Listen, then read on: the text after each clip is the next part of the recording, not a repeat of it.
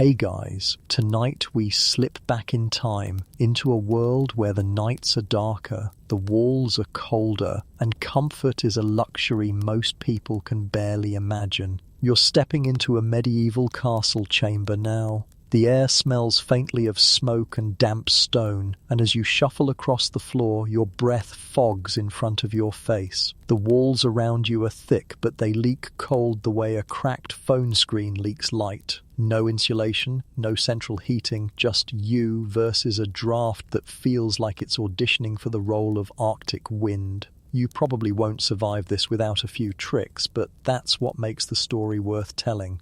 So, before you get comfortable, take a moment to like the video and subscribe, but only if you genuinely enjoy what I do here. And hey, drop your location and the local time down in the comments. I love seeing where you all are listening from. It's kind of like our own sleepy little map across the world. Now dim the lights, maybe turn on a fan for that soft background hum, and let's ease into tonight's journey together. You trudge across uneven stone, and the temperature only grows sharper the deeper you go into the castle. Imagine trying to fall asleep in this kind of room. Drafts sneaking under wooden doors, icy air slinking through cracks in walls built for defense, not comfort. A chamber like this could drop below freezing during winter, and no one had the faintest idea of what double glazing even meant. The average medieval bedroom was not designed for cozy nights. Castles were fortresses first and homes second, which means they were glorified refrigerators in winter. If you've ever complained that your bedroom is chilly because your roommate hogs the blanket, just remember, medieval lords often kept a fur-lined cloak handy in case their bed felt like an icebox. Here's a mainstream historical fact to anchor us. Stone. Castles really did act as heat sinks, absorbing cold during winter and refusing to let it go. The walls were sometimes 10 feet thick, which sounds great for withstanding catapults, but terrible when you're trying not to shiver yourself awake. And then comes the quirky tidbit. Some castle occupants literally slept with their heads covered under the blankets, not for modesty, but just to keep their noses from freezing. Think of it as the medieval version of the hoodie pulled all the way tight, strings cinched until you look like a turtle retreating into its shell. Practical, yes, but definitely not breathable. Historians still argue whether the cold was genuinely life-threatening inside these chambers or just uncomfortably sharp. Some records suggest people froze to death in castles when fires went out, while others claim the body adapted over time, becoming accustomed to conditions we'd call unbearable. The truth is probably somewhere in between. Either way, the human experience of bedtime in these drafty fortresses was a battle between flesh and frost. You shuffle closer to the thick walls and notice tapestries hanging down. They weren't just for decoration, though medieval nobles did enjoy showing off scenes of hunts, battles, or saints. Tapestries doubled as insulation, creating a barrier between you and the icy stone. Think of them as medieval thermal wallpaper, except instead of a nice floral pattern, you're staring at knights spearing boars or angels trumpeting doom. Not exactly the serene vibe of your IKEA duvet cover, but hey, function first. There's also the soundscape of this chamber. Castles weren't exactly quiet. The wind could howl through arrow slits, making an eerie whistle that probably kept more than one person awake, imagining ghosts. Servants padded through corridors, guards clanged about in armour, and in the depths of night you might hear the distant howl of wolves outside. Every creak of timber sounded exaggerated in the stillness, so not only were you freezing, but your imagination was working overtime. You probably wonder, why didn't they just heat the room with a big fireplace? Some chambers had them, sure, but fireplaces of the medieval period were often shallow, with poor chimneys that funneled more smoke into the room than warmth. If you've ever sat too close to a campfire and ended up smelling like barbecue, that's basically how medieval bedrooms worked. Warmth was a fleeting gift, often lost the moment the embers dimmed. And here's your first light joke for the night. Picture yourself going to bed not with a cup of chamomile tea, but with the hope that a gust of wind won't blow smoke directly into your face. Sweet dreams, right? Moving deeper, imagine being a servant assigned to sleep in a drafty hall instead of a lord's chamber. You'd line up with others on pallets of straw, sometimes with no blankets at all. The body heat of the group was the only thing between you and frostbite. You'd lie shoulder to shoulder, muttering complaints while trying to keep rats from stealing crumbs you tucked under your bedding. And yes, rats were absolutely part of the night. The fringe tidbit that makes you smirk. Some medieval texts suggest stuffing herbs or even warmed stones into bedding to create warmth. Stones were heated by the fire, wrapped in cloth and placed at the foot of the bed. Imagine discovering that you've accidentally rolled onto one in the middle of the night. Medieval life. 10. Chiropractor visits, also 10. You can feel the cold more keenly when you think about winter mornings. Frost would glaze the inside of windows, when there even were windows, and water in jugs turned solid overnight.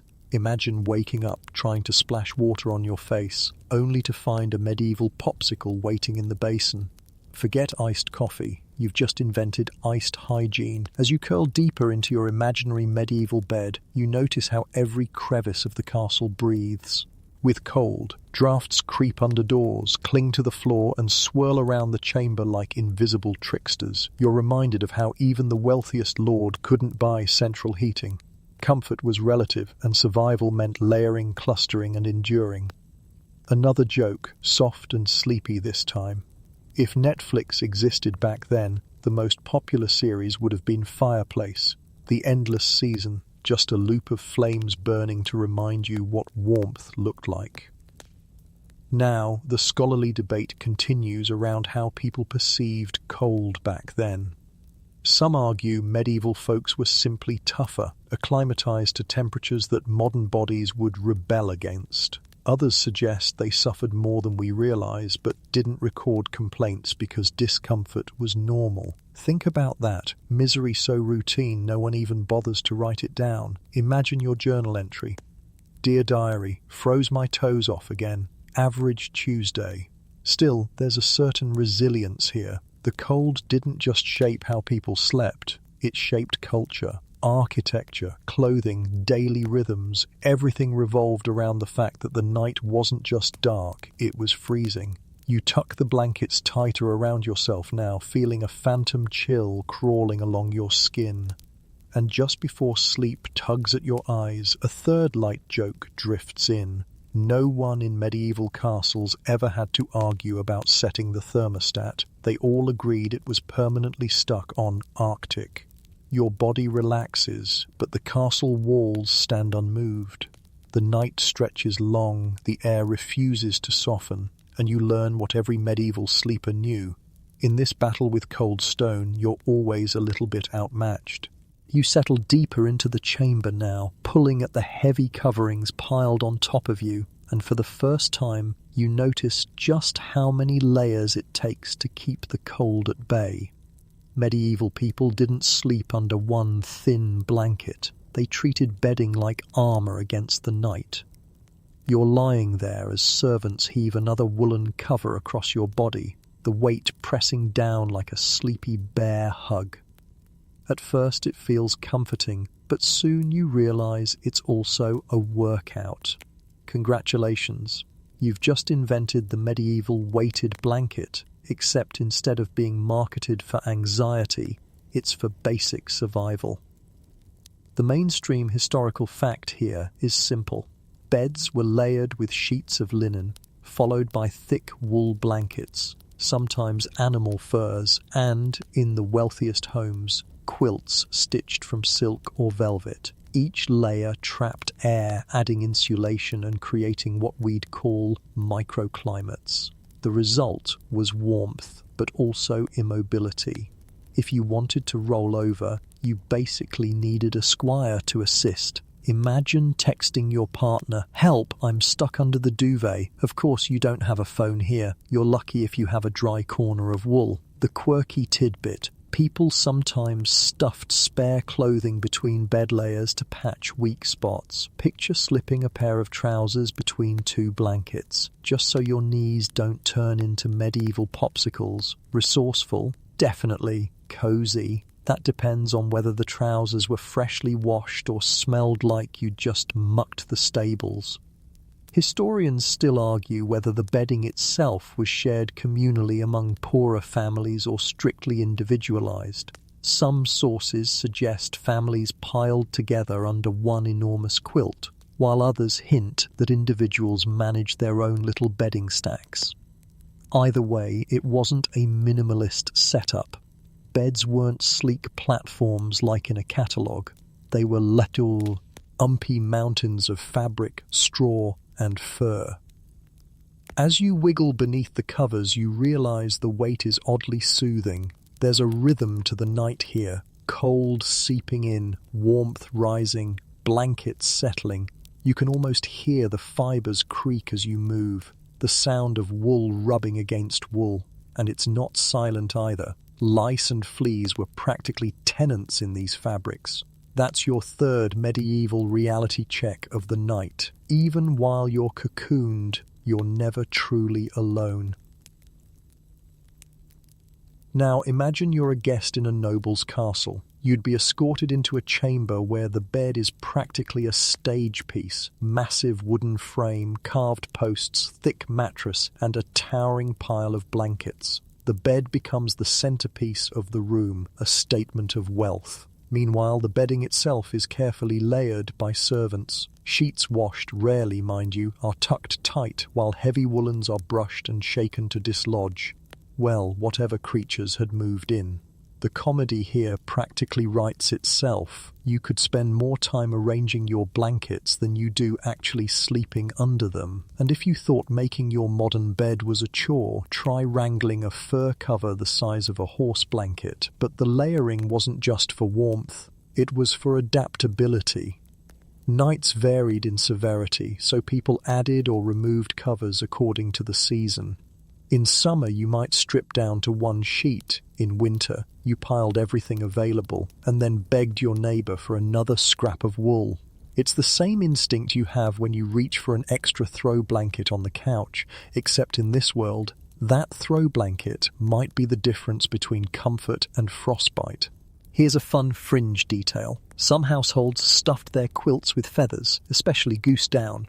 This made the bedding lighter and fluffier, but also more expensive. If you happen to live in a wealthier home, congratulations. You had the medieval equivalent of a luxury comforter. Poorer folks? They were stuck with wool and fur, which worked but lacked the soft, cloud-like appeal.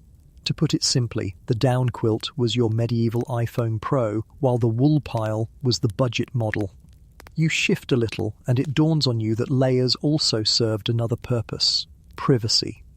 A heavy bed curtain drawn around the mattress trapped warmth, yes, but it also gave you a sense of being sealed off. Think of it as your personal climate-controlled bubble in a world where walls did nothing to keep you cozy. The bedding was part warmth, part armor, part escape. And here's joke number one for this section. If you'd asked someone back then how many blankets was too many, the answer would always be the same. The limit does not exist. As you breathe in the musty scent of wool, you wonder how often these layers were washed. Spoiler, not often. Linen sheets might be laundered a few times a year, but heavy woolens? Rarely. Washing thick blankets meant risking shrinkage, damage, and the nightmare of trying to dry them in a damp medieval climate. So people aired them out instead, hung them by the fire, beat them with sticks, and hoped the sun would kill whatever lurked inside. The concept of fresh bedding smell was, let's just say, not a thing. The scholarly debate here is interesting.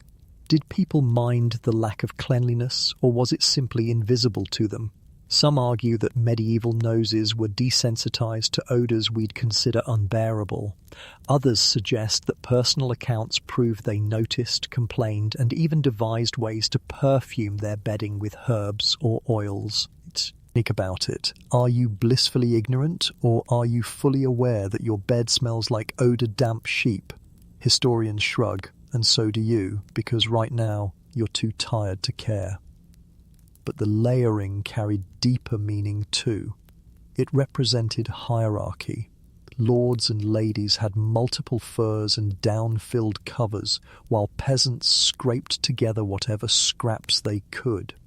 The pile of blankets was a visual reminder of wealth. Your bedding was a statement, just like your dining table, your clothing, or your castle tower. More layers meant more status. You shift again, pressing into the heavy mass above you, and it hits you. Warmth in medieval life was always about community, resources, and clever tricks. Rarely was it about comfort as we know it today. The bedding layers were your shield, and your survival depended on their thickness. Joke number 2. You know how modern couples argue about who steals the blanket. In medieval times, the argument was probably, who gets the half that isn't still damp from the laundry 5 months ago? There's also the sensory detail of touch, the roughness of wool, the prickly edges of straw poking through sheets, the occasional softness of fur brushing your cheek. The bedding wasn't smooth or uniform. It was patchwork, a puzzle of textures that together formed something functional, if not luxurious. And here's quirky tidbit number 2. Some people believed sleeping under fur or wool carried spiritual protection. Sheep's wool was thought to embody purity, while certain animal skins were believed to ward off evil spirits that prowled at night. So not only did your bedding keep you warm, it was also a shield against demons. That's a 2-for-1 deal, insulation and exorcism. By now, you're beginning to doze under the heavy pile, lulled by the muffled world inside your blanket fortress. The cold beyond feels distant, almost like a Maury, and you start to realize why layering was more than survival. It was comfort, ritual and symbolism all rolled together. Joke number 3. If you'd travelled back in time and introduced the concept of an electric blanket, medieval folks would have assumed it was sorcery and immediately burned you at the stake. And so you lie there, pinned by warmth, smothered by history, drifting slowly toward the edge of sleep. Outside, the wind rattles shutters. Inside, you are secure in your cocoon of wool, linen, fur, and faith. The night stretches on, but you, at least for now, are safe beneath your fortress of blankets. You shift slightly under your mountain of covers, and then it hits you. Even with all those blankets, the real secret weapon of medieval nights wasn't just wool and fur, it was other people.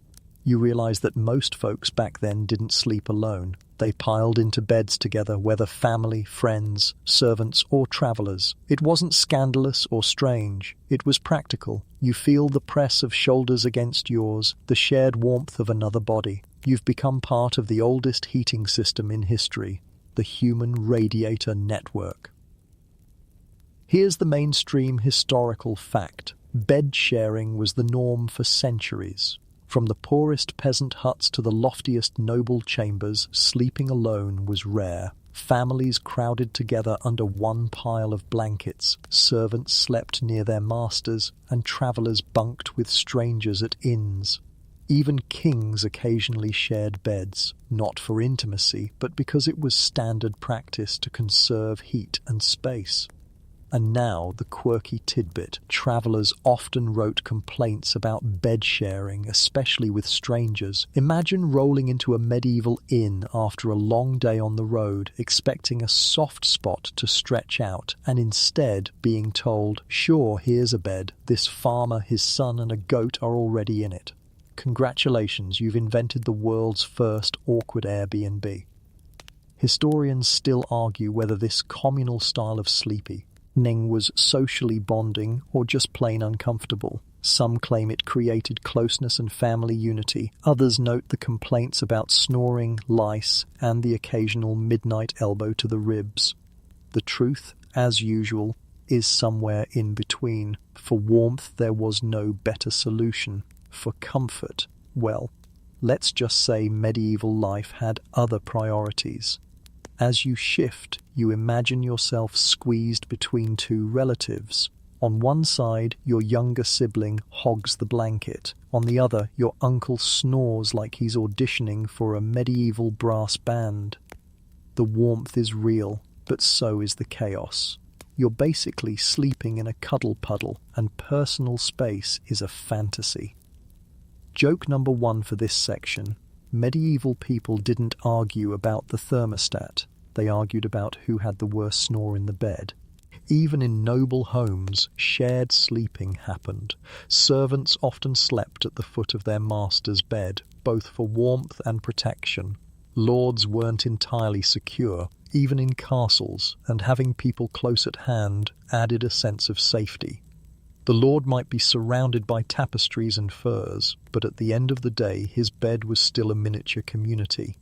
You start to notice the rhythm of breathing around you, the rise and fall of bodies creating a strange lullaby. It's oddly soothing, even as someone's elbow digs into your ribs. The warmth builds, layered not only from blankets, but from the collective heat of bodies pressed together. And suddenly the freezing castle feels almost manageable. The scholarly debate around intimacy in bed sharing is fascinating. Some suggest it blurred lines of hierarchy as nobles and servants shared the same sleeping space. Others argue it reinforced roles since servants were expected to stay awake or alert, effectively doubling as bodyguards. Was it bonding or control? Historians shrug and you shuffle to make more room under the quilt. Here's quirky tidbit number 2. Some inns offered clean straw as a selling point. That meant they'd actually replaced the communal bedding material before you arrived. If you didn't pay for that upgrade, you might be sharing straw that had already hosted several sweaty strangers. Talk about a used mattress sale. And let's not forget, the communal bed wasn't always human only. Dogs often curled up alongside their owners, not as pets in the modern sense, but as functional heaters. Even pigs or goats might be close by in poorer households, their body heat just as valuable as anyone else's. Imagine drifting off with a goat's gentle bleat in your ear. Joke number 2. Forget weighted blankets. Medieval peasants had the dog blanket deluxe package, featuring one mutt curled across your feet wet. You liked it or not. The cultural logic here was straightforward. Warmth mattered more than modesty. You strip away the modern obsession with privacy and you see a world where survival depended on proximity. A family in a small hut might sleep shoulder to shoulder on a platform bed, with children sandwiched in the middle for safety. The castle chamber might look more refined, but the principle was the same. Body heat kept the night survivable. And yet, there were rules. In noble circles, bed sharing could also serve political purposes. Guests of honor were sometimes offered a place in the lord's own bed as a sign of trust. Picture that. Instead of shaking hands at a business meeting, you climb into bed together, whispering pleasantries while trying not to steal the covers. Quirky tidbit number 3. In some monasteries, monks slept in shared dormitories but under strict silence. Imagine 30 men lined up in rows, all trying not to fart while maintaining spiritual focus. That's discipline. The scholarly debate here: did shared beds foster more dreams of intimacy and closeness, or were they plagued with endless discomfort? Some sources describe affectionate bonds between bedmates, while others reveal frustrations and even formal complaints. The truth? Probably both. Joke number 3. If sleep apps had existed, medieval people would have needed one called Snoreblock 3000 because your cousin sounds like a dying bagpipe. Now you close your eyes in this communal warmth. At first you're annoyed by the noise, the smell, the closeness, but as the minutes stretch, you begin to melt into it. The rhythmic breathing around you becomes hypnotic, the shared heat wraps you in a cocoon, and the cold stone of the castle feels far away. There's a strange comfort in this intimacy. You're part of a living quilt, stitched together by necessity. And though you might dream of your own private space, you can't deny that the shared warmth works. Even now, as you drift, you feel the cold retreating, chased away by the collective body heat of your medieval bedmates. The night lengthens, the wind claws at the castle walls, and yet here you are, warm if a little crowded. And you realize, sometimes survival isn't about luxury. Sometimes it's about sharing the bed, the blanket, and the night. The night presses on, and as you sink deeper into your makeshift cocoon of warmth and companionship, you feel something rough beneath you. It crinkles faintly with every shift of your weight, a crunchy symphony that reminds you you're not resting on a sleek memory foam mattress. No, your bed is a sack stuffed with straw. Welcome to the reality of medieval bedding, the straw mattress, both savior and tormentor of sleepy peasants and nobles alike. The mainstream historical fact is that straw was the most common material used for mattresses across Europe in the Middle Ages. It was cheap, readily available, and provided a buffer between your body and the cold, hard wooden platform, or worse, the ground. People gathered straw after the harvest, stuffed it into coarse linen or hemp sacks, and voila, instant bed. But like a loaf of bread left too long on the counter, or mattresses didn't age gracefully. Within months, the straw flattened, compacted, and began to rot or smell. Most households replaced the filling at least once or twice a year, typically at major seasonal festivals like Christmas or midsummer. Now for the quirky tidbit. In some regions, instead of plain straw, people experimented with pea pods, reeds, or even seaweed for stuffing. Each offered its own sleeping experience. Imagine lying down on dried pea pods, every roll producing an orchestra of crunches like you're sleeping on a giant bag of chips. And if you had seaweed, congratulations, your bed came with a side of fishy fragrance. Historians still argue whether straw mattresses were genuinely comfortable or barely tolerable.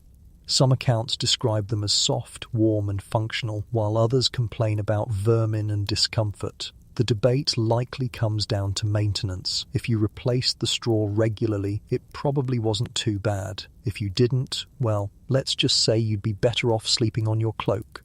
As you wriggle around, you notice the straw poking through the coarse sack. It scratches at your skin, leaving faint prickles like the world's worst exfoliation treatment. You tug at the sheets, trying to cover the sharp edges, but there's only so much you can do. Modern mattresses boast orthopedic designs and ergonomic springs. Medieval straw sacks boasted the ability not to be the floor. Joke number 1. If medieval people had Yelp, straw mattresses would get 3 stars. Kept me off the cold ground, but woke up itchy and smelling like livestock. Would only recommend if you hate yourself less than you hate frostbite. The sensory details grow clearer as you imagine the smell. Straw might be fresh and sweet after harvest, filling the room with a faint grassy scent. But by winter, that freshness fades into something closer to mildew, dust, and whatever rodents have decided to move in. That's right. Mice often nested inside mattresses, drawn to warmth and crumbs. You think bedbugs are bad? Try waking up to a mouse nibbling a crust you dropped last night. Yet straw beds had their advantages. They were relatively easy to manage. When the sack grew too foul, you emptied it out and refilled it. Unlike modern mattresses that demand expensive replacements, medieval bedding was refreshingly simple. Toss out the old straw, gather new, and hope this batch lasts until spring. In its own way, it was a sustainable system, circle of life, medieval edition. Quirky tidbit number 2. The word mattress itself came from the Arabic matra, meaning something thrown down. During the Crusades, Europeans observed Arab cultures using cushioned floor mats and brought the idea home.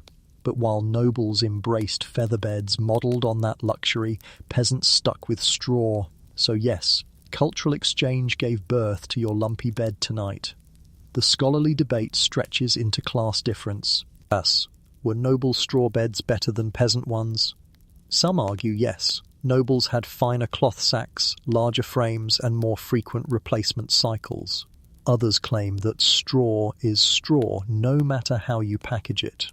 The real difference was that nobles often layered feather mattresses or quilts on top, sparing themselves the poking sensation. Meanwhile, peasants just accepted the prickles as part of life. You imagine lying in one of those noble chambers, your straw base hidden beneath silken sheets, down-filled quilts and fur throws. The crunch is muted, the prickles softened, and suddenly straw doesn't seem so bad. In contrast, the peasant hut is unforgiving. Bare straw sacks, damp with winter air, every shift echoing like someone stepping on dry leaves. Joke number 2. Medieval couples didn't ask, "Do you want to split a bed?" They asked, "Do you want to split the mouse nest on the left side or the one on the right?" Still, you can't deny the practicality. Straw offered insulation. Lying directly on wooden boards would sap body heat, but straw trapped warmth, creating a cushion of air pockets. It was imperfect, but it worked. It's the same logic behind modern camping mats, only with fewer zippers and more bugs. Quirky tidbit number 3. Some superstitions claimed that stuffing straw with certain herbs like thyme or rosemary could ward off bad dreams or even evil spirits. So your itchy, squeaky mattress might also double as a supernatural defense system. Not exactly memory foam, but who wouldn't want a bed that doubled as a dream catcher? The scholarly debate adds another layer of intrigue. Did the quality of straw affect sleep and health? Some argue that mouldy straw contributed to respiratory illnesses, while others downplay the risk, pointing out that medieval people were already exposed to smoky air and damp living conditions. Was your bed making you sick, or was it just one more straw on the haystack of hazards in medieval life? The jury's still out. Joke number 3. Today we brag about thread count. Back then, people bragged about how long it had been since they'd found a dead rat in their mattress. As the night deepens, you roll again, adjusting to the uneven surface beneath you. The sound of straw crunching becomes oddly hypnotic, a rustic lullaby that somehow blends with the rhythm of breathing from those sharing the bed. It's uncomfortable, yes, but strangely grounding. You feel closer to the earth, connected to the rhythms of harvest and home. This bed reminds you that survival is woven from whatever you can gather. You close your eyes, accepting the prickles, the scent, and the warmth. And suddenly, despite its flaws, the straw mattress doesn't feel like misery. It feels like a reminder of resourcefulness, a symbol of a world where even sleep required creativity. The crunch under your shoulder becomes softer now, fading into the background as your body grows heavier. And in that moment you realize, sometimes comfort isn't about perfection. Sometimes it's just about finding enough warmth to drift off, with a little straw between you and the cold, hard floor. The straw beneath you crunches one last time as you shift, and then your eyes catch the flicker of light across the stone chamber. It's not the moon or stars sneaking through an arrow slit. It's the orange glow of fire. Servants crouch at the hearth, poking and stoking, coaxing life from logs that hiss and snap as they burn. The smell of smoke drifts through the room, part comfort, part irritation, a reminder that warmth in a medieval castle was always a fragile luxury. Tonight you are sleeping with the help of fireplaces and braziers. The mainstream historical fact here is clear. Open hearths and braziers were the main sources of heat inside medieval homes and castles. Fireplaces existed in wealthier households by the late Middle Ages, but even then they were shallow, inefficient, and notoriously smoky. The chimney was still a developing technology, often unable to funnel smoke cleanly upward. That meant the fire kept you warm, but it also stung your eyes, left soot in your lungs, and painted your walls black. Now for the quirky tidbit. In some castles, portable braziers, metal pans filled with glowing coals, were carried into bedchambers and placed near sleeping areas. These little portable fires helped heat the immediate space, but they were also dangerous. Sparks flew, embers popped, and sometimes the entire contraption toppled over. So while you drift off to sleep, you might also be playing an unconscious game of will I wake up toasty or will the drapes catch fire? Historians still argue whether fireplaces significantly improved sleep quality or were more symbolic of wealth and prestige. Some suggest the warmth was real enough to make a difference in cold stone chambers. Others claim most of the heat shot straight up the chimney, leaving sleepers shivering anyway. Was the fire practical, or was it mostly for show? The debate flickers on, much like the embers at your feet. You edge a little closer to the hearth, feeling the lick of heat against your face while your back remains icy. That's the paradox of medieval fires. One side of you roasts while the other side chills. It's like cooking a marshmallow unevenly, golden brown on one edge, still cold and gooey on the other. Joke number 1. Medieval people were the original rotisserie chickens, forever turning themselves by the fire to avoid being burned on one side and frozen on the other. The sensory details pile up. The crackle of wood, the smoky tang that clings to your hair and clothes, the occasional spit of sap exploding in sparks. Fires were alive, unpredictable, and moody. You had to feed them constantly, or they died. That meant servants or family members took turns stoking them through the night. Imagine being the unlucky one assigned to crawl out of bed at 3 a.m. to shove more logs on the flames. No snooze button here, just cold stone floors under your bare feet. Quirky tidbit number 2. In especially grand castles, chimneys were sometimes so wide that servants could climb inside to clean them, or even sit inside them. There are stories of entire secret conversations being held in chimneys away from prying ears. So while you're drifting off to sleep by the fire, someone might literally be eavesdropping above your head. Cozy, right?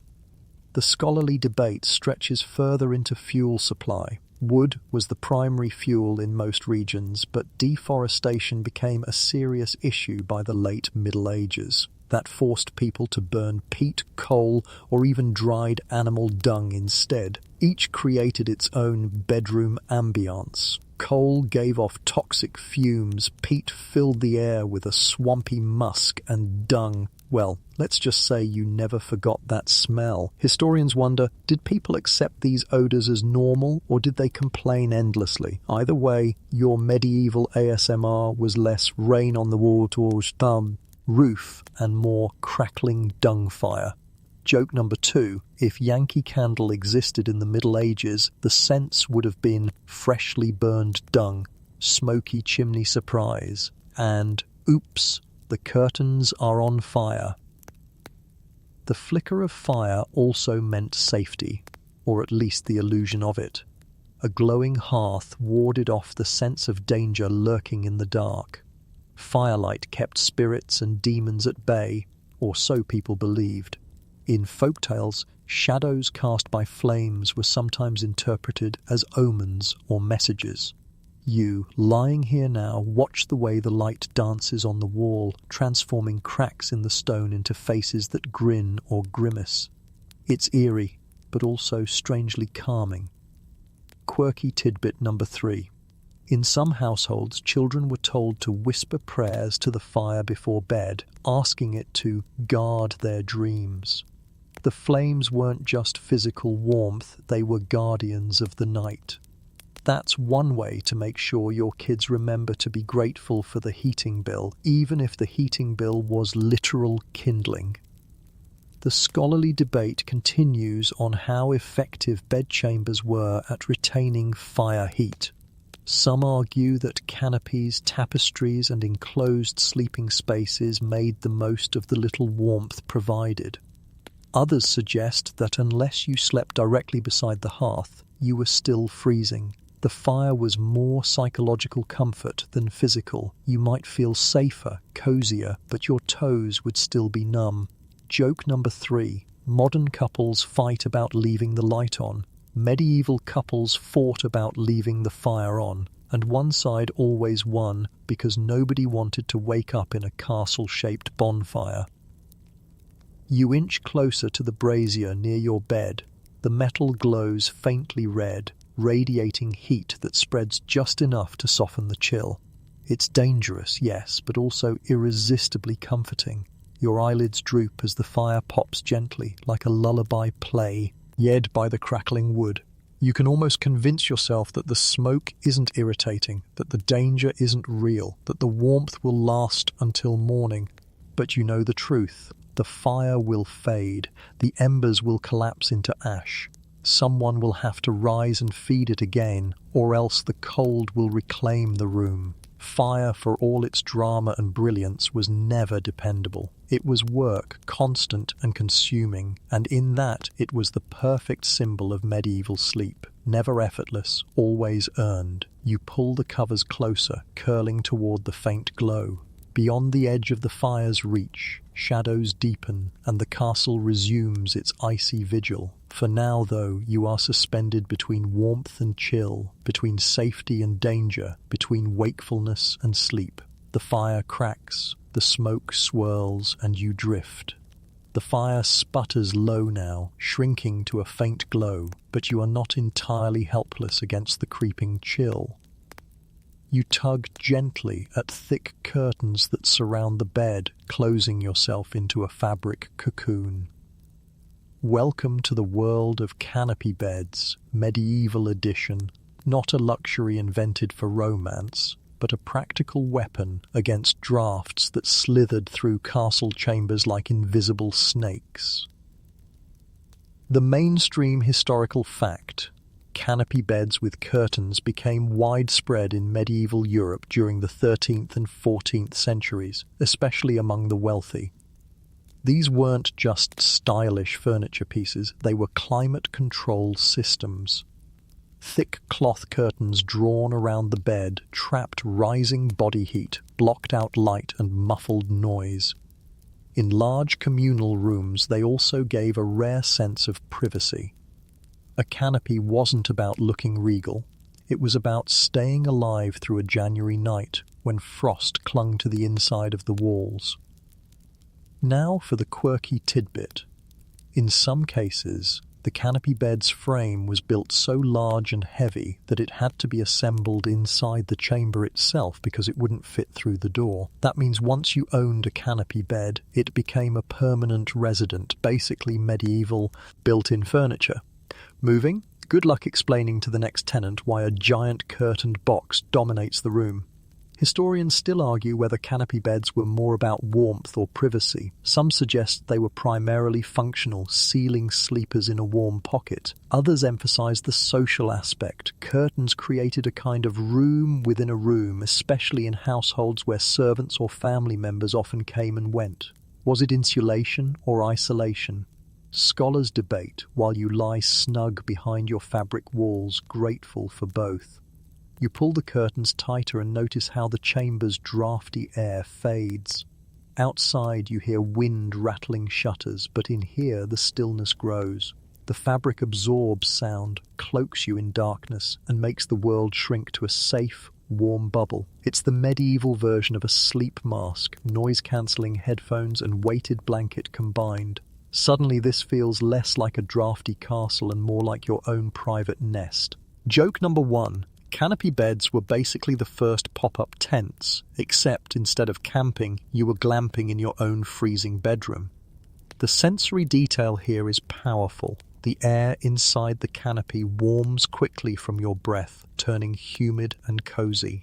The fabric walls smell faintly of wool or linen, perhaps infused with herbs stitched into the seams. The wooden posts creak as you shift, reminding you that this bed is a fortress inside a fortress, and for the first time tonight you feel truly shielded, not just from the cold but from the prying eyes of the castle. Quirky tidbit number 2. Some medieval canopy beds were elaborately embroidered with scenes of saints or heraldic designs. Imagine falling asleep every night with angels hovering over you in stitches, or your family crest glaring proudly at the foot of your bed. Sleep tight, and don't let the embroidered demons bite. The scholarly debate expands further. Canopy beds became status symbols as much as functional objects. Was their popularity driven by necessity or by the chance to display wealth and craftsmanship? Some records suggest noble households competed over who had the grandest embroidered curtains, while peasants and middling folk managed with simple woolen hangings or no canopy at all. Your experience of warmth and privacy depended on class, just like everything else. But even the simplest curtains made a difference. By blocking drafts, they created a microclimate that allowed people to shed a layer or two of clothing. Without them, you'd be forced to pile on even more wool until you resembled a medieval burrito. With them, you could breathe a little easier, stretch a little farther, and maybe, just maybe, relax. Joke number 2. Medieval canopy beds were the original do not disturb sign. Curtains closed, that meant go away, I'm asleep, or at least pretending. And yet the curtains weren't foolproof. Smoke from a fading fire could still creep inside, leaving you coughing in your supposed haven. Lice and fleas didn't care about embroidered saints, they followed you right in. And if you were unlucky, the heavy cloth curtains could even become fire hazards. One stray spark from a nearby brazier and your cozy cocoon might turn into a medieval s'more. Quirky tidbit number 3. Canopy beds had another sneaky function. They prevented things from falling on your head. In timber-framed houses, the rafters were often used for storage, so people kept food, tools, or even chickens above their beds. The canopy curtains caught droppings, dust, or the occasional gift from roosting animals. Yes, medieval life was glamorous like that. The scholarly debate touches on intimacy too. With curtains drawn, a bed became a secret space within communal living arrangements. Couples could find a sliver of privacy in an otherwise crowded hall. Children might whisper secrets to each other without fear of being overheard. Servants could slip behind the curtain for warmth and momentary rest. Did the canopy bed reshape social dynamics as much as it reshaped sleeping patterns? Some historians think so. Joke number 3. If your bed had curtains, you were basically the VIP of the bedroom. Everyone else was freezing on the floor, while you had the medieval equivalent of a heated blanket fort. As you curl tighter, you feel the psychological effect of the canopy. Outside, the world is uncertain. Stone walls, cold drafts, wandering spirits, and watchful servants. Inside, the curtain closes all of that away. The warmth grows, the silence deepens, your breathing slows. It is easy to see why canopy beds became iconic. They weren't just furniture, they were survival strategies, sanctuaries, even symbols of identity. You drift now, the flicker of fire still visible as a faint glow through the fabric, your body warm for the first time tonight. The canopy's cocoon holds you, guarding you from drafts, shadows, and the constant hum of medieval life. And as you slip closer to sleep, you realize that for all its inconveniences, this bed curtain is the closest thing you have to a modern bedroom door. Privacy, warmth, and safety, all stitched together in wool and linen. The curtain muffles the draft, and your bed is now its own tiny room. But even with the fire sputtering low and the canopy curtains drawn tight, you know there's still one more weapon against the cold: what you wear to bed. Forget silk pajamas or fleece onesies. You're tugging on a long linen shift, pulling woolen stockings over your legs and tugging a nightcap tight over your ears. Tonight you discover the full wardrobe of medieval sleeping clothes. The mainstream historical fact: medieval people didn't typically sleep naked, contrary to certain romantic paintings. Linen shifts, long tunics, or simple nightgowns were the norm. Linen was breathable and easier to wash than heavy wool garments, which made it the first layer against the skin. Over that, people added stockings or even entire outer garments if the night was especially cold. Wealthier sleepers had fine linen embroidered with delicate stitching, while peasants wore whatever patched rags were available. Either way, nobody was crawling under those blankets in the buff when frost formed on the windows. Quirky tidbit number 1. The medieval nightcap wasn't just a silly cartoon cliché, it was practical. A long, floppy hat kept heat from escaping your head, which is one of the body's fastest ways to lose warmth. The dangling tail of the cap could even be wrapped around the neck like a built-in scarf. Picture yourself cocooned under the blankets, hat tail tucked and your chin like a security blanket. You look ridiculous, but you're warm. Historians still argue whether these nightclothes were reserved for bed or doubled as daytime wear. Some sources suggest peasants simply slept in whatever they wore all day, collapsing into straw beds fully dressed. Others point to inventories listing nightshirts or bed garments as distinct items, at least for the wealthy. Was bedtime fashion really a thing, or was it just another repurposed tunic? The debate lingers, while you clutch your wool stockings like precious treasure. You feel the difference immediately. The linen shift is smooth against your skin, while the wool layers hold in warmth. Your nightcap muffles sound and makes you feel oddly safe, like you're hiding inside a portable hood. It's no wonder bedtime clothes became part of ritual. They weren't just garments, they were psychological armor against the freezing dark. Joke number 1. Modern people binge shop for cute pajama sets. Medieval people just wanted to look like a half-frozen Christmas elf, but live to see the morning. The sensory details unfold. Your shift smells faintly of lye soap, though probably not fresh. Laundering was labor-intensive, so clean might mean washed last month. The wool stockings itch slightly, but they're better than frostbitten toes. The cap presses your hair flat and traps the musky scent of your scalp, but at least your ears aren't freezing. You're wrapped up tight, swaddled like a grown-up baby, and that absurd comfort helps you finally relax. Quirky tidbit number 2. In some cultures, especially in colder northern regions, people also wore mittens to bed. Imagine tugging on chunky wool gloves before crawling under a pile of blankets. Try turning over with those on. Suddenly your bed feels like a medieval straitjacket. The scholarly debate here dips into hygiene. Did sleeping in layers of wool and linen make people warmer or just dirtier? Some argue that night clothes absorbed sweat and body oils, sparing the bedding from becoming too foul. Others counter that the garments were washed so rarely that they became just as filthy as the sheets. Was it really a hygienic improvement or just another crusty layer? Historians shrug and you adjust your itchy stockings again. Joke number 2. Pajama fashion shows didn't exist, but if they did, the hottest medieval runway look would have been itchy wool chic. Nightwear also carried symbolic weight. In some monastic communities, rules dictated exactly what could be worn to bed, often plain linen shifts, no extravagance. For nobles, fine linen shifts embroidered with lace around the neckline displayed status even in the privacy of the bedchamber. Imagine lords showing off their monogrammed nightshirts at sleepovers because wealth had to shine through even while you snored.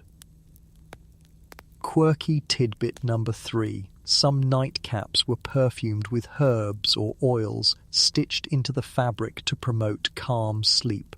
Lavender and rosemary were especially popular, so if you're lying here now with your cap pulled over your ears, you might also catch a whiff of lavender oil, medieval aromatherapy delivered straight to your forehead. The scholarly debate turns again toward modesty. Some argue that sleeping clothed was as much about decency as warmth. Servants often entered chambers throughout the night, whether to tend fires or fetch water. Being decently covered avoided awkward encounter. Others argue that practicality outweighed modesty. If you lived in a family hut with 6 siblings, nobody cared what you wore, only that you weren't shivering. Joke number 3. The real reason for the nightcap. To avoid awkward eye contact with the maid who barged in at dawn. The sensory world of your medieval pajamas is vivid now. Your linen shift scratches slightly at the seams, your wool stockings sag around your calves, your nightcap tickles your cheek when it slips sideways. But altogether they form a shield. You are no longer vulnerable to every draft and icy gust. The garments create a second skin, turning your fragile human body into something resilient against the cold. You imagine peasants on the floor of their huts, wrapped in patched cloaks, their children bundled beside them. You imagine monks in their dormitories, shifts pressed against straw mattresses, their bodies lined in perfect rows. You imagine nobles in chambers, embroidered nightclothes hidden behind heavy bed curtains, perfume and fur mingling in the air. Across class and culture, bedtime clothing unified everyone. Layers against the dark, garments stitched with both practicality and symbolism. As you curl under the blankets, you tug your cap lower, adjust your shift, and flex your toes inside the wool stockings. Your body relaxes, the warmth builds, and the icy stone chamber fades from your thoughts. Medieval sleepwear may not look glamorous, but in this moment it feels like the finest comfort you've ever known. Your linen shift rustles softly as you turn, and for a moment you catch a faint, unfamiliar smell drifting through the canopy curtains. It's not smoke from the fire, not damp straw, but something sharper, greener, almost sweet. You lift your head and realize it's coming from small bundles tucked beneath your pillow and stitched into the seams of the bed hangings. Tonight you're not just wrapped in wool and linen. You're sleeping with the help of herbs, the medieval version of aromatherapy. The mainstream historical fact, herbs such as lavender, mint, rosemary, thyme, and mugwort were commonly placed in bedding or scattered on chamber floors in the Middle Ages. People believed these plants promoted relaxation, deterred pests like fleas, and even carried protective properties. Herb-stuffed pillows were especially popular among those who could afford them, while poorer families simply scattered dried leaves across the rushes that covered the floor. It wasn't just about smell, it was about health, sleep, and survival. Now for the quirky tidbit. Mugwort, a plant you might not think twice about today, was believed to ward off evil spirits and nightmares. Imagine tucking a sprig of it beneath your head as a kind of medieval dream catcher. Instead of counting sheep, you're counting on mugwort to keep demons from interrupting your slumber.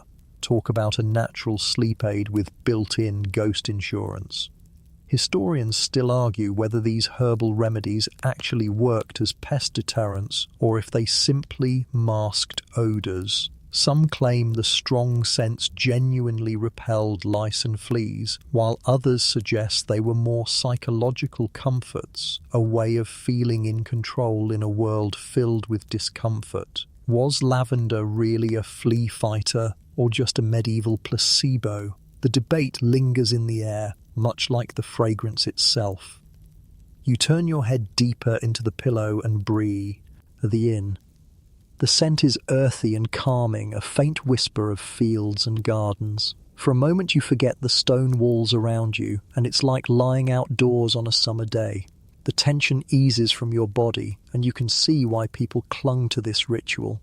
In a time before sleeping pills or white noise machines, a handful of herbs was as close as you could get to a sleep hack. Joke number 1.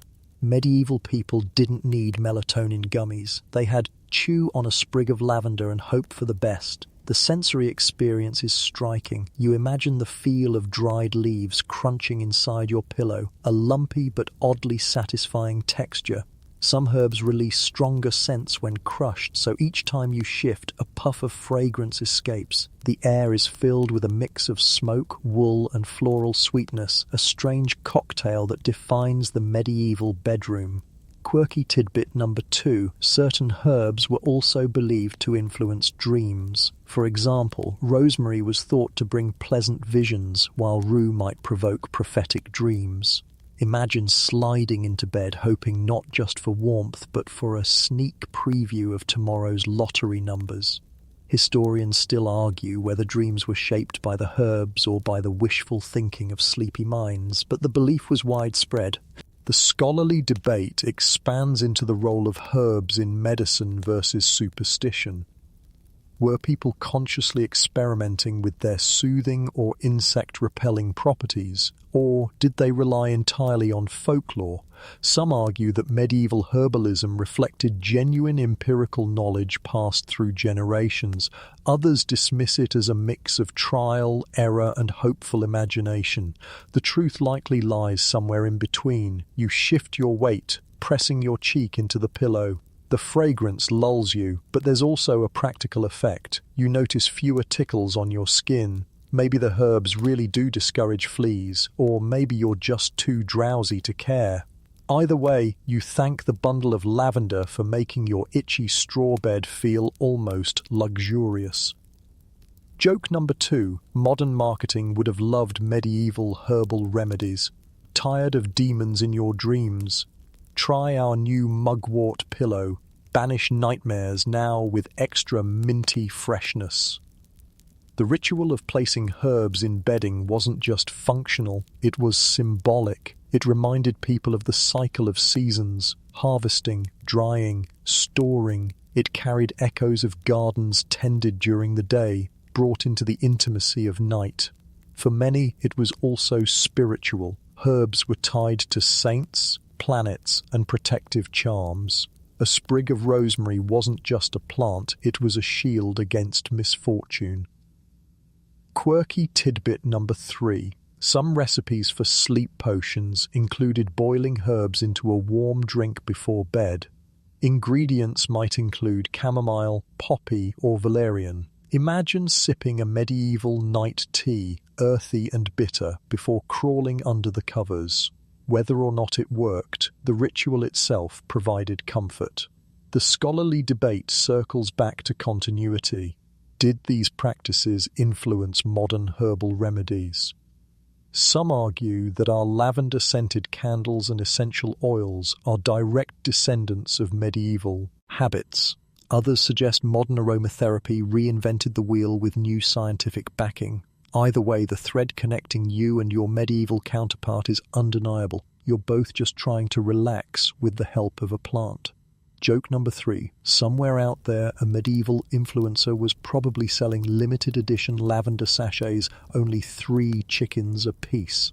The night grows quieter now, and the herbal scent thickens as the canopy traps it inside. Your body loosens, the air feels softer, and even the faint crackle of embers blends into the atmosphere of calm. You close your eyes, thinking about how something as simple as a sprig of mint or lavender could transform a freezing stone chamber into a place of rest. You realize the deeper truth. Medieval sleep wasn't just about survival, it was about ritual, layers of habits woven together. Bedding, clothing, fire, herbs, all creating a fragile balance between body and environment. Each small act, like tucking lavender beneath your pillow, carried weight. It was a gesture of hope, a way of saying, "Tonight I will rest." And as you drift further, the scent lingers in your nose, carrying you toward dreams, perhaps pleasant, perhaps prophetic. The chamber fades, the cold softens, and you discover that sometimes the simplest comforts are the most powerful. The herbal bundles soothe your senses, but warmth is still a fickle companion in this stone chamber. You shift again and notice a soft weight pressing at your feet. At first you think it's another blanket, but then it moves, sighs, and curls more tightly against you. A dog curled up like a little furnace is sharing your bed. Welcome to the reality of medieval animal companions, the furry allies who helped people survive the night without freezing. The mainstream historical fact: dogs were not just guardians or hunting partners, they also doubled as living heaters. In peasant homes, dogs often slept beside or even on their owners, keeping toes from turning numb.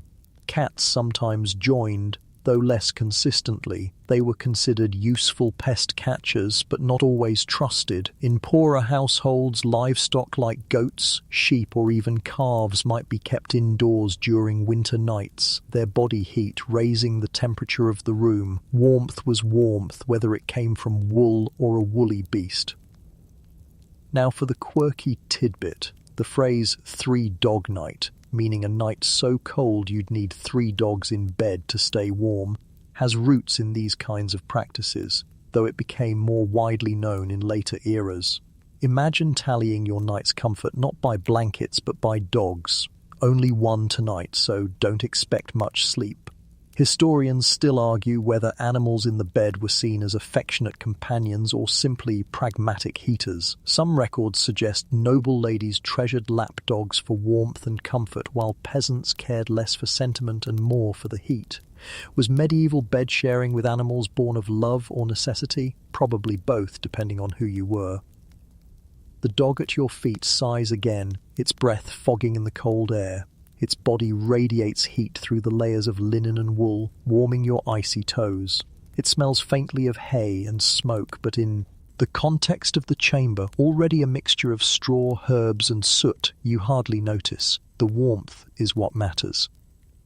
Joke number 1. Medieval people didn't argue about whether pets belonged on the bed. The only debate was, do we have enough animals tonight, or should we borrow the neighbour's goat?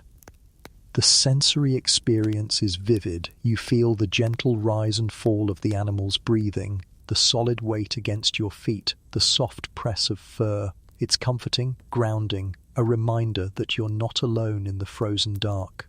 Outside, the wind rattles, but inside, the warmth of another living creature shields you.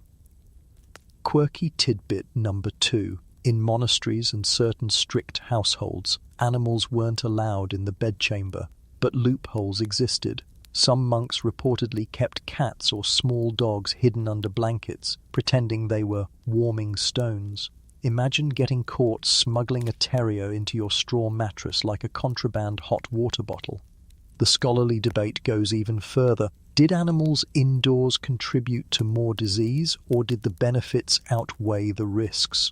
Some argue the presence of dogs and livestock spread fleas and infections. Others counter that in an age already rife with pests and poor sanitation, the marginal difference was negligible. People simply accepted the trade-off: warmth first, worry later. You stretch your legs slightly, careful not to disturb your furry companion. The dog shifts closer, curling tighter. You realize how clever this system is. 2 species, each helping the other survive the cold. The dog gets protection and scraps of food. You get a living heater. It's the ultimate win-win arrangement. Joke number 2. Forget expensive electric blankets. Medieval people invented the Golden Retriever 3000, rechargeable nightly with belly rubs. But it wasn't just dogs. In small cottages, peasants sometimes brought chickens inside during the harshest nights. Their clucks filled the silence, their feathers shed warmth, and their presence meant survival for fragile chicks. Pigs might huddle in corners, grunting softly in their sleep, radiating the steady heat of a compact stove. The line between barn and bedroom blurred until the home became a symphony of human snores and animal noises. Quirky tidbit number 3. There are accounts of horses being stabled beneath living quarters, their body heat rising through the floorboards to warm the rooms above. Imagine lying in bed, drifting off to sleep, and hearing a horse snort directly beneath you. Not glamorous, but surprisingly effective central heating. The scholarly debate turns toward nobles again. Did they embrace animals in their chambers? Some evidence suggests noble ladies adored small lapdogs, not only for companionship but as miniature heaters. Others note the disdain nobles expressed toward the filthy habits of peasants who slept beside livestock. Yet even kings owned prized dogs that likely nestled close during the coldest nights. the truth is blurred. Class, culture, and necessity all shaped the relationship.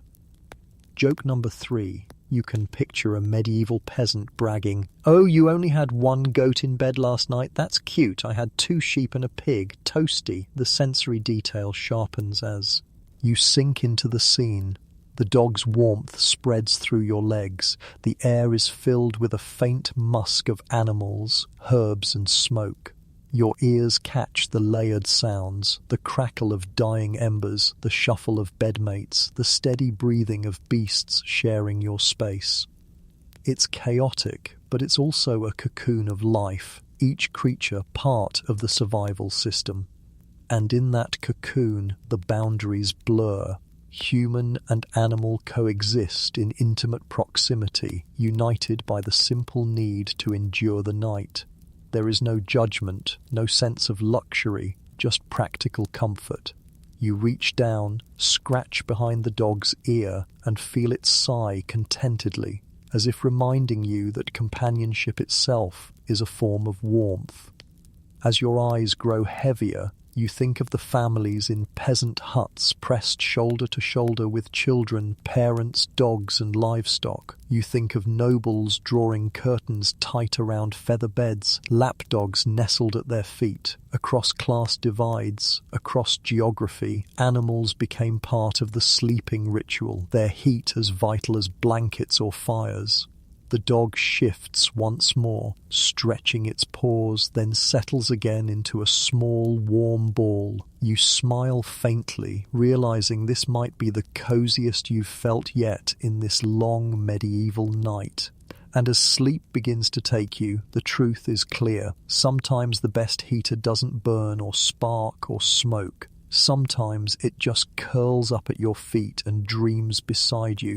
The dog at your feet sighs into sleep, and you let the warmth seep through you. But before you can fully surrender to rest, you notice the soft rustle of movement across the room. Someone kneels beside the brazier, muttering words you recognize as prayers. Another sips from a steaming mug, the smell of spiced ale drifting through the smoky air. You realize that bedtime in the Middle Ages wasn't just a collapse into blankets. It was a ritual, a choreography of faith, superstition, and small comforts.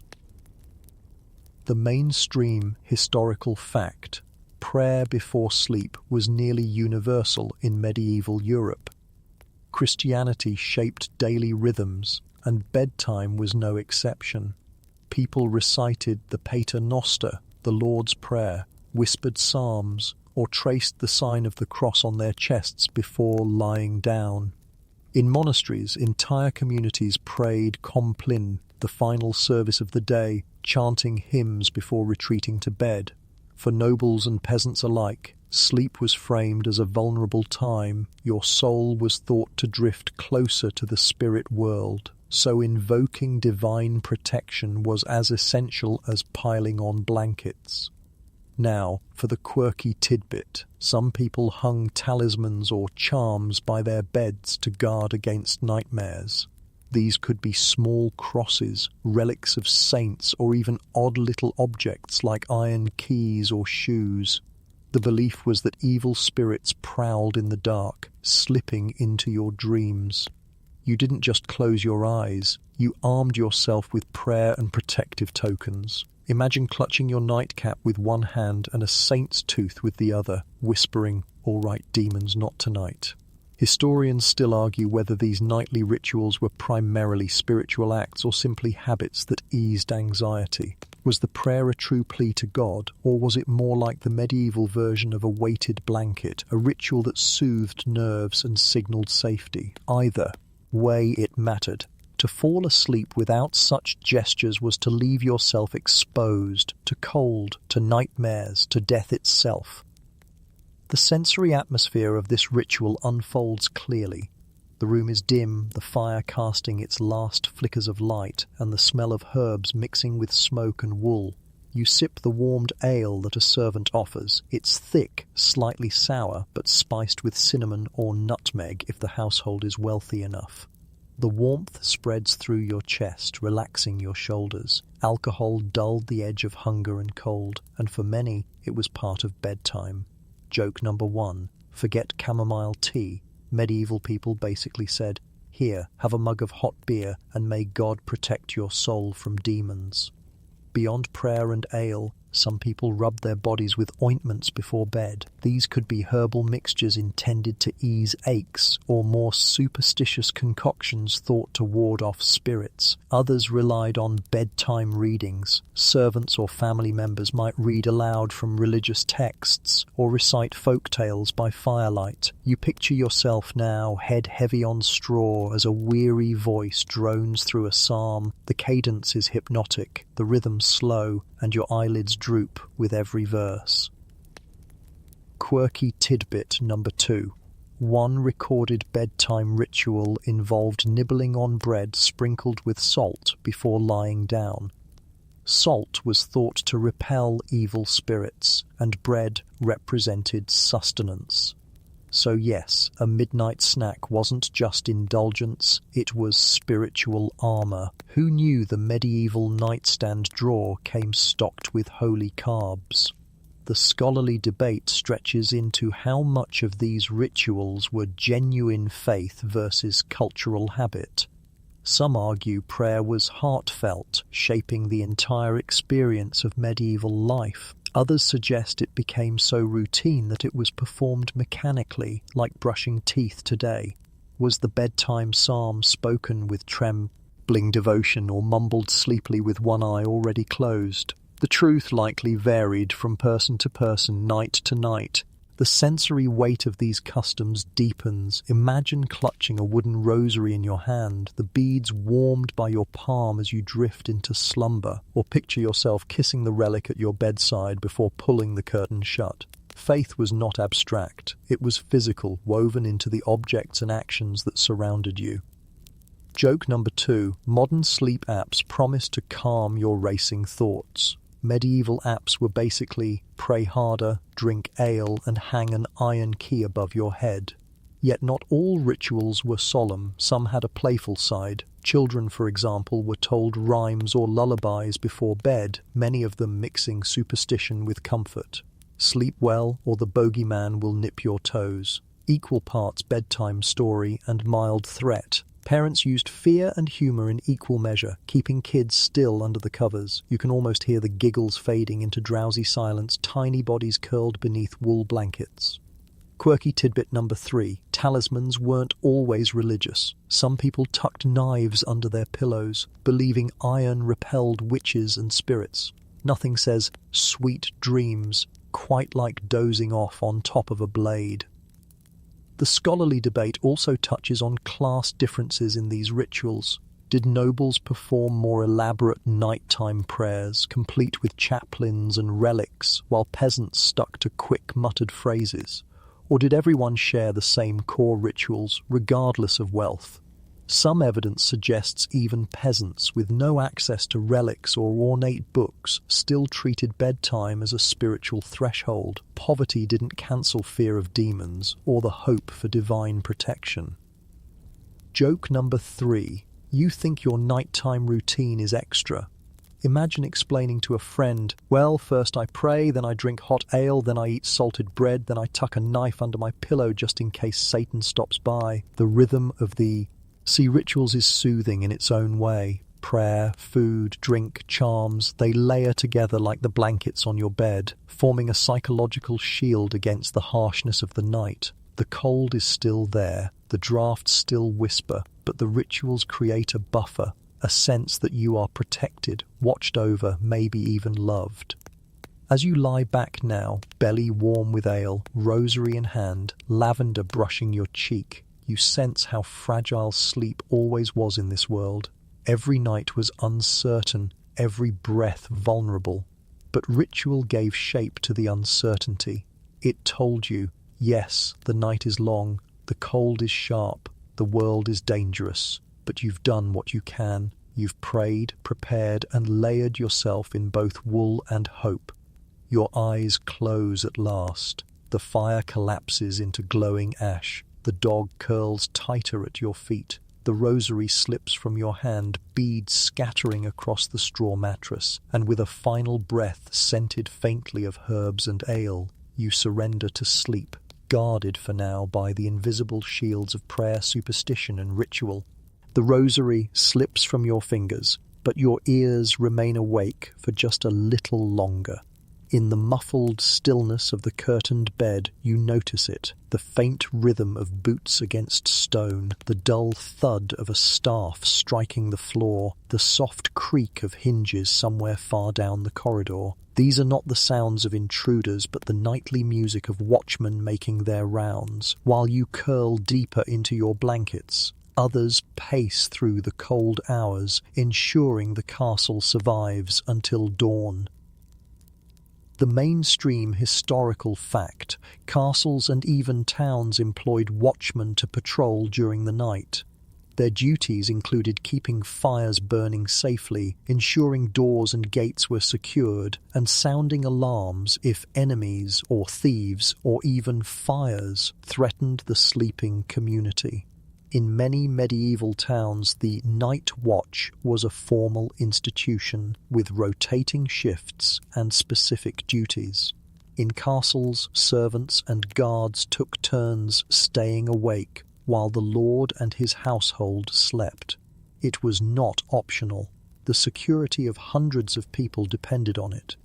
Quirky tidbit number 1. Some watchmen carried not just lanterns and staves, but also bells, which they rang at set intervals to prove they were awake. Imagine trying to drift into deep sleep while a guard clanged a bell outside your door at 2 a.m. Yes, it reassured you that the castle was safe, but it also guaranteed you'd never know the joy of 8 uninterrupted hours of rest. Historians still argue whether these rounds were primarily effective defences or more symbolic gestures. Did the patrols genuinely prevent danger, or did they simply give people peace of mind? Some records show fires caught early or thieves deterred, while others suggest many watchmen dozed off in corners, their lanterns sputtering. Was the night watch a strong shield or a fragile illusion? The debate walks in circles, much lived. Like the guards themselves. You lie in bed now, hearing their movements echo faintly across stone halls. The footsteps are irregular, sometimes close, sometimes distant, sometimes pausing as a lantern flickers through the crack under your chamber door. The sound is oddly reassuring, like a heartbeat pulsing through the castle. It tells you that while you drift into dreamland, someone else bears the burden of wakefulness. Joke number 1. Medieval guards were basically human baby monitors, except instead of listening for crying, they listened for screaming raiders, or worse, your chamber curtains catching fire. The sensory details deepen. You imagine the smell of the guard's lantern oil, acrid and smoky. You see the faint glow of his torch through the tapestry, moving like a restless star. You hear the distant bark of a dog as he passes through the courtyard. Each sound layers into the fragile cocoon of the night, half comforting, half unnerving. Quirky tidbit number 2. Some towns required watchmen to shout the hours of the night as they passed. 2 o'clock and all's well, they would cry, their voices echoing across sleeping streets. The tradition survived in certain places into the modern era. To medieval ears, it was reassurance. To you, lying in bed, it probably sounded like the world's least helpful alarm clock. The scholarly debate digs into the role of these patrols in shaping medieval sleep. Some argue that people slept more lightly because of the constant interruptions, bells, cries, footsteps, voices. Others suggest that the presence of guards allowed deeper sleep by reducing fear. Did the noise disturb rest, or did the symbolism of safety outweigh it? Historians can't agree, leaving us to imagine both possibilities. You picture yourself as a guard now, pacing the icy courtyard under a moonlit sky. The air burns your lungs, your cloak flaps around your legs, and your lantern guttered in the wind. Everyone else is dreaming of warmth, but you must stay alert. Each shadow could conceal a thief or spy. Each wisp of smoke might mean fire spreading through rush-covered floors. You mutter to yourself just to stay awake, stamping your feet and swinging your staff against the ground. It's a lonely duty, but one the entire household depends on. Joke number 2. Guards didn't need coffee. They had the pure adrenaline of knowing that if they fell asleep on the job, their boss might decide they were the next candidate for target practice. But the watch wasn't only for castles. In villages, towns and cities, community watchmen roamed the streets. These men sometimes doubled as law enforcers, dragging drunkards home, checking shutters, and occasionally demanding bribes to overlook certain misbehaviors. Night was dangerous not only because of freezing air, but because it belonged to liminal figures, thieves, drunks, and spirits. The watchman stood between sleep and chaos. Quirky tidbit number 3. Some watchmen in England carried long horns and blew them when disturbances occurred. The blasts echoed across rooftops, rousing the entire neighborhood. Imagine dozing peacefully and then being jolted awake by a horn because your neighbor's chimney caught fire. Congratulations, your night's rest just evaporated into medieval surround sound.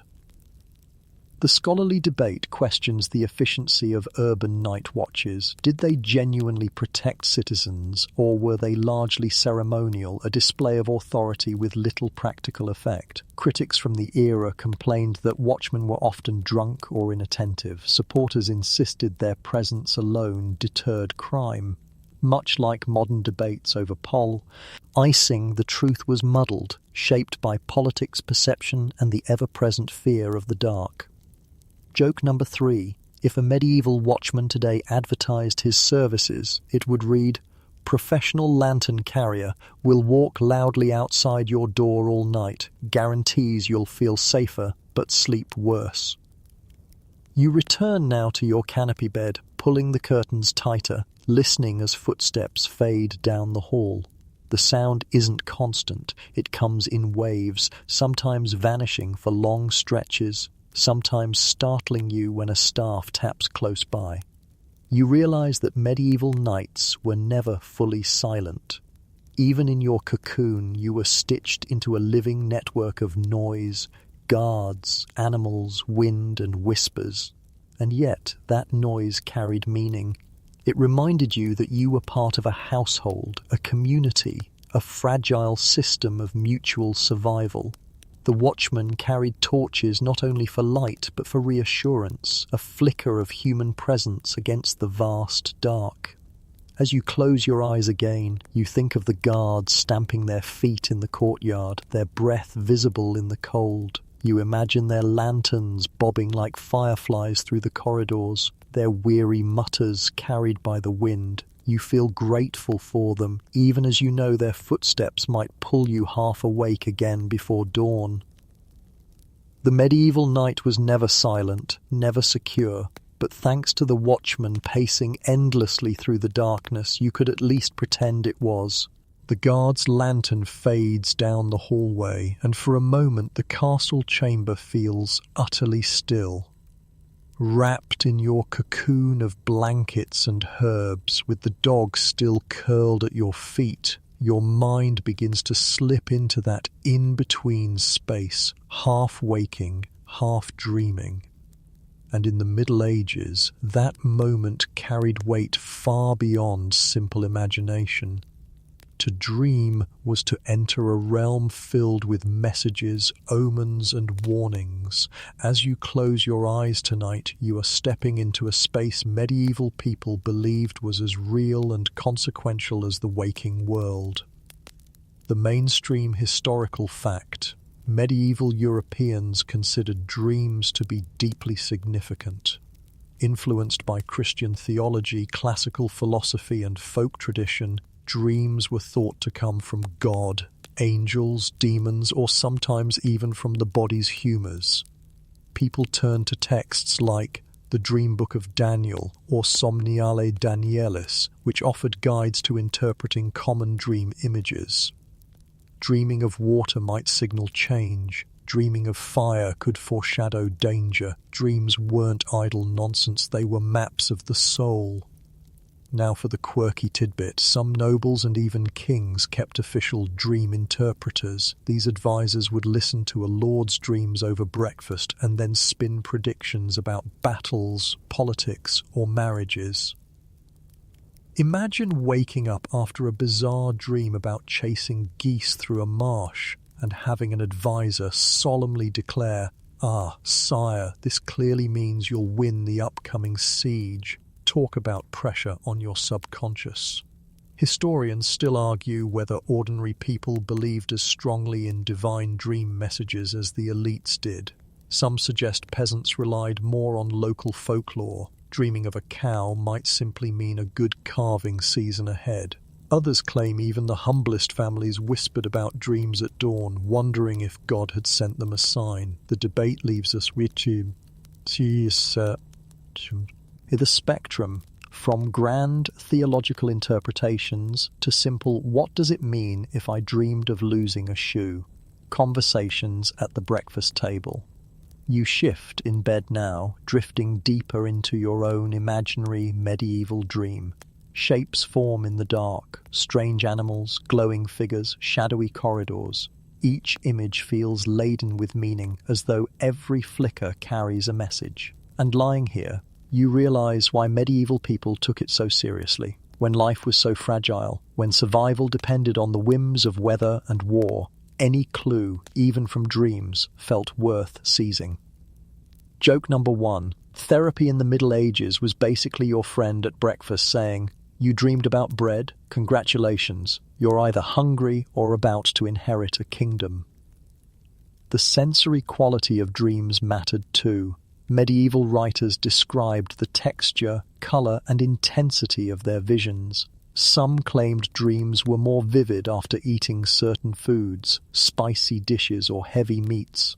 Others thought dreams shifted with the seasons, longer, stranger visions in winter when nights stretched endlessly, lighter ones in summer when dawn came quickly. You can almost feel it now, the winter dream pressing down heavy, sticky, impossible to shake. Quirky tidbit number 2. Monks debated whether dreams during sleep were morally neutral or sinful. Some believed the devil could tempt you in dreams, meaning you woke guilty for things you had no control over. Imagine confessing, "Forgive me, Father, I dreamed something impure." Your priest sighs, already writing down penance for a crime committed in your own imagination. The scholarly debate here is fascinating. Were dreams truly believed to be divine communication, or were they increasingly treated as products of the body and mind? Medical writers argued that excess black bile, one of the 4 humors, could cause dark or frightening dreams. Others insisted that even these body-driven visions carried spiritual meaning. Was a nightmare about drowning simply indigestion, or was it God trying to warn you? Scholars then, just like today, couldn't agree. You turn onto your side, curling closer into your blankets, and the dog stirs slightly. You wonder what medieval people thought about animal dreams. Some believed dogs and cats also received visions, their twitching limbs during sleep taken as signs they were fighting spiritual battles in their own dream world. So when your dog whimpers in its sleep, pawing the air, you're not just amused, you're convinced it's wrestling demons on your behalf. Joke number 2. Medieval people didn't need Marvel movies. They already believed their dog was saving the world every night in its dreams. But dreams weren't only warnings, they could be sources of comfort. A dream of a deceased loved one was often interpreted as a visitation, proof that souls continued beyond death. People described these dreams with reverence, claiming they felt more real than life itself. You imagine drifting into sleep, your grandmother sitting beside you in the dream, offering advice. To the medieval mind, that wasn't your imagination. It was her soul crossing into your room for a brief visit. Quirky tidbit number 3. Some dream interpreters believed sleeping in different positions changed the kind of dreams you had. Lying on your left side produced darker visions. Lying on your right encouraged lighter, happier dreams. You shift onto your right just in case, though your straw mattress squeaks in protest. The scholarly D-bar. T even touches politics. Did leaders genuinely make decisions based on dreams, or did they use them as propaganda? Chronicles describe kings declaring, "I dreamed God granted me victory right before battle." Was that authentic belief or just clever PR? The line between faith and manipulation was blurry, much like the line between dream and waking. Joke number 3. Imagine a medieval king explaining his battle plan. "We attack at dawn because last night I dreamed of cheese, and everyone knows that means victory." The sensory quality of your imaginary dream intensifies. The fire's embers glow like distant stars. Shadows stretch into strange forms. You feel a mix of awe and unease, as though the dream is pressing meaning into you whether you want it or not. And as you drift deeper, you realize that medieval people didn't see dreams as escapes. They saw them as continuations of reality, sometimes more truthful than waking life. The morning would bring interpretations, discussions over bread and ale, debates about symbols, prayers for guidance. But for now, in the thick of night, you surrender to the dream world fully. Your body lies still under blankets and herbs, warmed by a dog and guarded by watchmen, but your mind slips into landscapes where angels, demons, and ancestors speak. The medieval night was not just dark, it was layered, half physical, half spiritual, and in that liminal space dreams became the bridge. You exhale, drifting further, feeling the tug of sleep deepen. Whatever visions come, you know there'll be more than idle imagination. There'll be messages, warnings, or comforts that shape the day to come.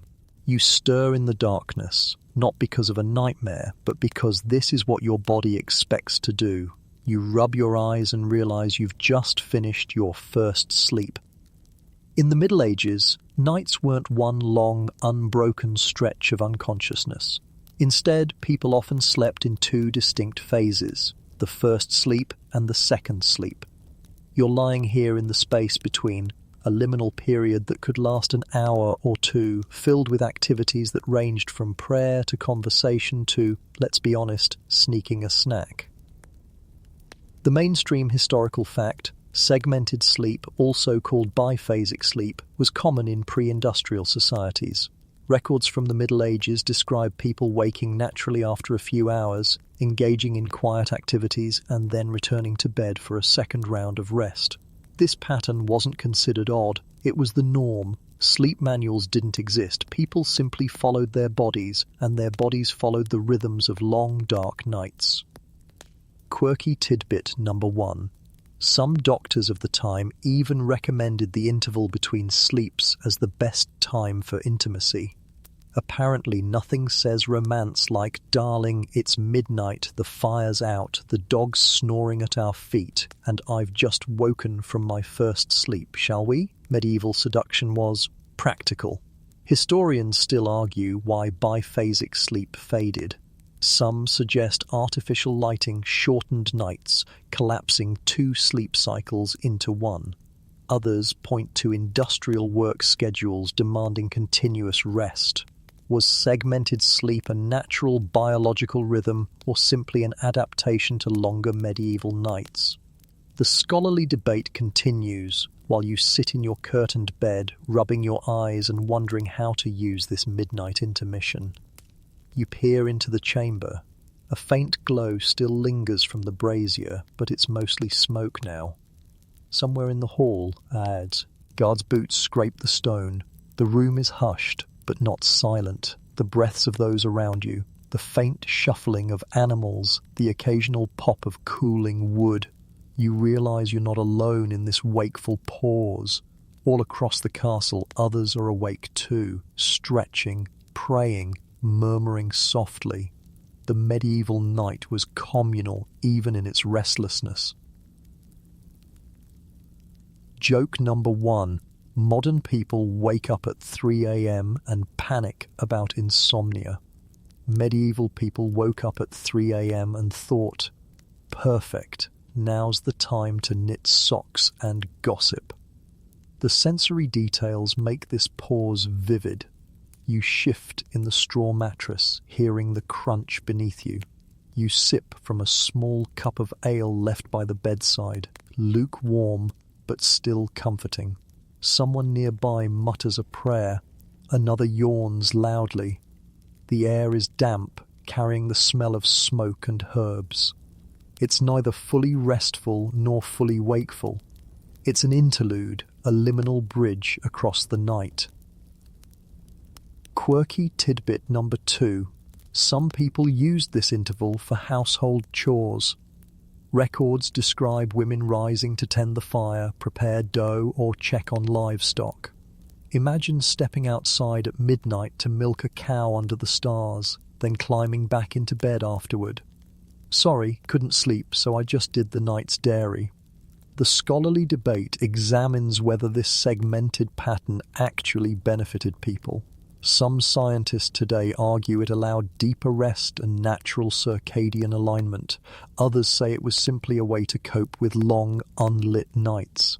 Did medieval sleepers enjoy better quality rest than we do, or were they just constantly tired? The question lingers like a half-remembered dream. You glance at your companions. One bedmate scratches their beard, murmuring a joke under their breath. Another sits up, head bowed, whispering prayers into the darkness. The dog lifts its head, yawns, and then collapses again in a warm heap. This intermission feels oddly social, even intimate. Everyone knows sleep is divided. Everyone shares this pause together. Joke number 2. Netflix may not have existed, but you can imagine medieval folks saying, "What do you want to do during first sleep intermission? Spin some wool, tell ghost stories, raid the pantry?" The activities varied by household. Nobles sometimes read, or more often had servants read to them by candlelight. Peasants might check on their animals or step outside to relieve themselves under the stars. Married couples often used the interval for whispered conversations, planning the next day's work. It wasn't wasted time. It was simply part of the rhythm of life. Quirky tidbit number 3. There are records of people believing this midnight hour was especially suited for prayer, since it fell in the quietest, most liminal part of the night. Monastic communities formalized this belief in the office of matins, where monks rose in the middle of the night to chant. Imagine being shaken awake by a bell, trudging into a freezing chapel, and chanting in harmony while the rest of the world slept. The scholarly debate ties these rhythms to modern sleep issues. Some researchers suggest our so-called insomnia may be a remnant of this older pattern. Maybe our bodies aren't broken when we wake at 3 a.m. Maybe they're remembering an ancient rhythm. Did electricity and alarm clocks erase a natural human cycle? It's a question that continues to spark curiosity. Joke number 3. Instead of lying awake and doom-scrolling on your phone, medieval people lay awake and doom-prayed about demons sneaking in through the rafters. You stretch in bed now, feeling the stiffness in your back from the straw mattress. You tug your nightcap lower, sip the last of your ale, and debate whether to rise or stay put.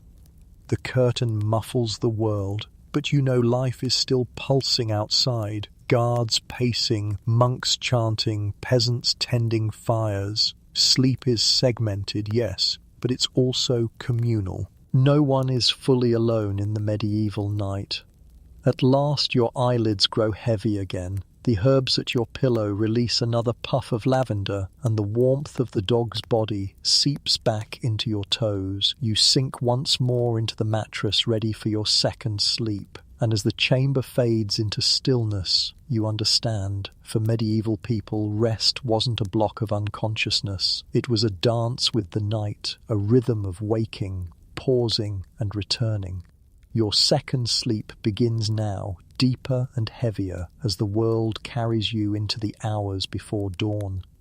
The second sleep wraps around you like a heavier cloak, but even within its cocoon, the shape of the night is not the same for everyone. As dawn still lingers far away, you become aware of the invisible lines that divide the chamber. Not the stone walls or the drawn curtains, but the boundaries of rank and class. Medieval sleep was not a universal experience. The lord, the lady, the servants and the peasants, they all shared the same cold world, but they met it with very different blankets, beds and burdens. Tonight you drift not only in your own bed, but through the layers of social hierarchy that shaped every medieval dream. The mainstream historical fact: sleeping arrangements were deeply tied to status. Nobles had bedchambers, sometimes several rooms away from noisy halls, outfitted with wooden frames, feather mattresses and thick curtains. Servants, on the other hand, slept on pallets on the floor, often in the same room as their masters, so they could be summoned quickly. Peasants in cottages shared a single room with their entire family, sometimes even alongside their animals, with little more than straw to separate them from the ground. Sleep was not just about rest, it was a mirror of inequality. Quirky tidbit number 3. Some records describe lords sleeping in until mid-morning, a luxury unthinkable for peasants. Chroniclers occasionally criticized rulers for laziness, equating oversleeping with moral weakness. Meanwhile, peasants who slept past dawn risked losing livestock or harvest. Sleep itself could be a privilege. The scholarly debate also looks at gender. Did women and men experience sleep differently? Noble women often had their own attendants and slightly more privacy, while peasant women usually shared beds with children. Some sources suggest women bore more nighttime labour, soothing infants or tending fires. Was medieval sleep even more unequal than we think? Many historians say yes. Joke number 3. Nobles complained about too many blankets making me sweaty, while peasants complained about too many siblings kicking me in the head. Truly a world of contrasts.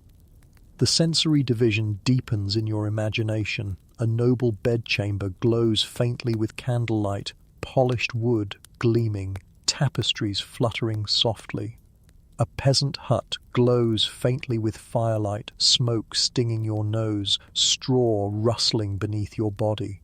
Both spaces are cold, both imperfect, but one drips with symbols of power, while the other whispers survival. As you lie here, you realize the hierarchy of sleep was not just practical, it was cultural, a nightly reminder of who belonged where. Beds were stages on which class differences played out, as visible in the dark as they were in daylight. The lord's canopy wasn't just warmer, it was a declaration. The peasant's straw wasn't just rough, it was a reality. And yet, beneath all the layers of linen and fur, straw and wool, there's a shared truth. Everyone sought the same thing. Whether lord or peasant, noblewoman or servant, everyone pulled the covers closer. Everyone prayed for warmth. Everyone hoped for dreams that carries comfort instead of fear. Sleep was the great equalizer, even as it was the great divider. You close your eyes again, drifting deeper into second sleep. The chamber's sounds fade, the air grows still, and you understand, in the medieval world, even in dreams, hierarchy shaped your night. But in this moment, tucked beneath wool and lavender, your body doesn't care whether you're noble or peasant. It only cares that you are warm enough to rest. The second sleep is heavy, and the air in the chamber colder now than before. Your nose pokes out from beneath the covers, and the shock of icy air makes you shiver. The dog at your feet presses closer, but even its warmth can't erase the truth. Winter in a medieval castle was brutal. You draw the wool tighter, listening to the faint crackle of frost forming on the shutters, and you realize how much harder nights became when the world outside froze solid. Tonight you are learning the full weight of medieval winter hardships. The mainstream historical fact: winters in medieval Europe could be long and bitter, particularly during the period historians call the Little Ice Age, which began around the 14th century. Frost crept into homes, water froze in jugs, and even indoors, temperatures could hover near freezing. Without insulation, double-glazed windows, or central heating, people relied entirely on fire, layers of bedding, and sheer resilience. Chroniclers wrote about winters so cold rivers froze solid enough for fairs to be held on the ice. If that was happening outside, imagine what your chamber felt like inside. Quirky tidbit number 1. Medieval accounts describe frost patterns forming not just on windows but on the walls inside bedrooms. People would wake to find intricate ice designs climbing the stone, as if winter itself had been painting while they slept. Beautiful, maybe, but also terrifying when your bed is 6 feet away from a glittering frost mural. Historians still argue how ordinary people coped with these extremes.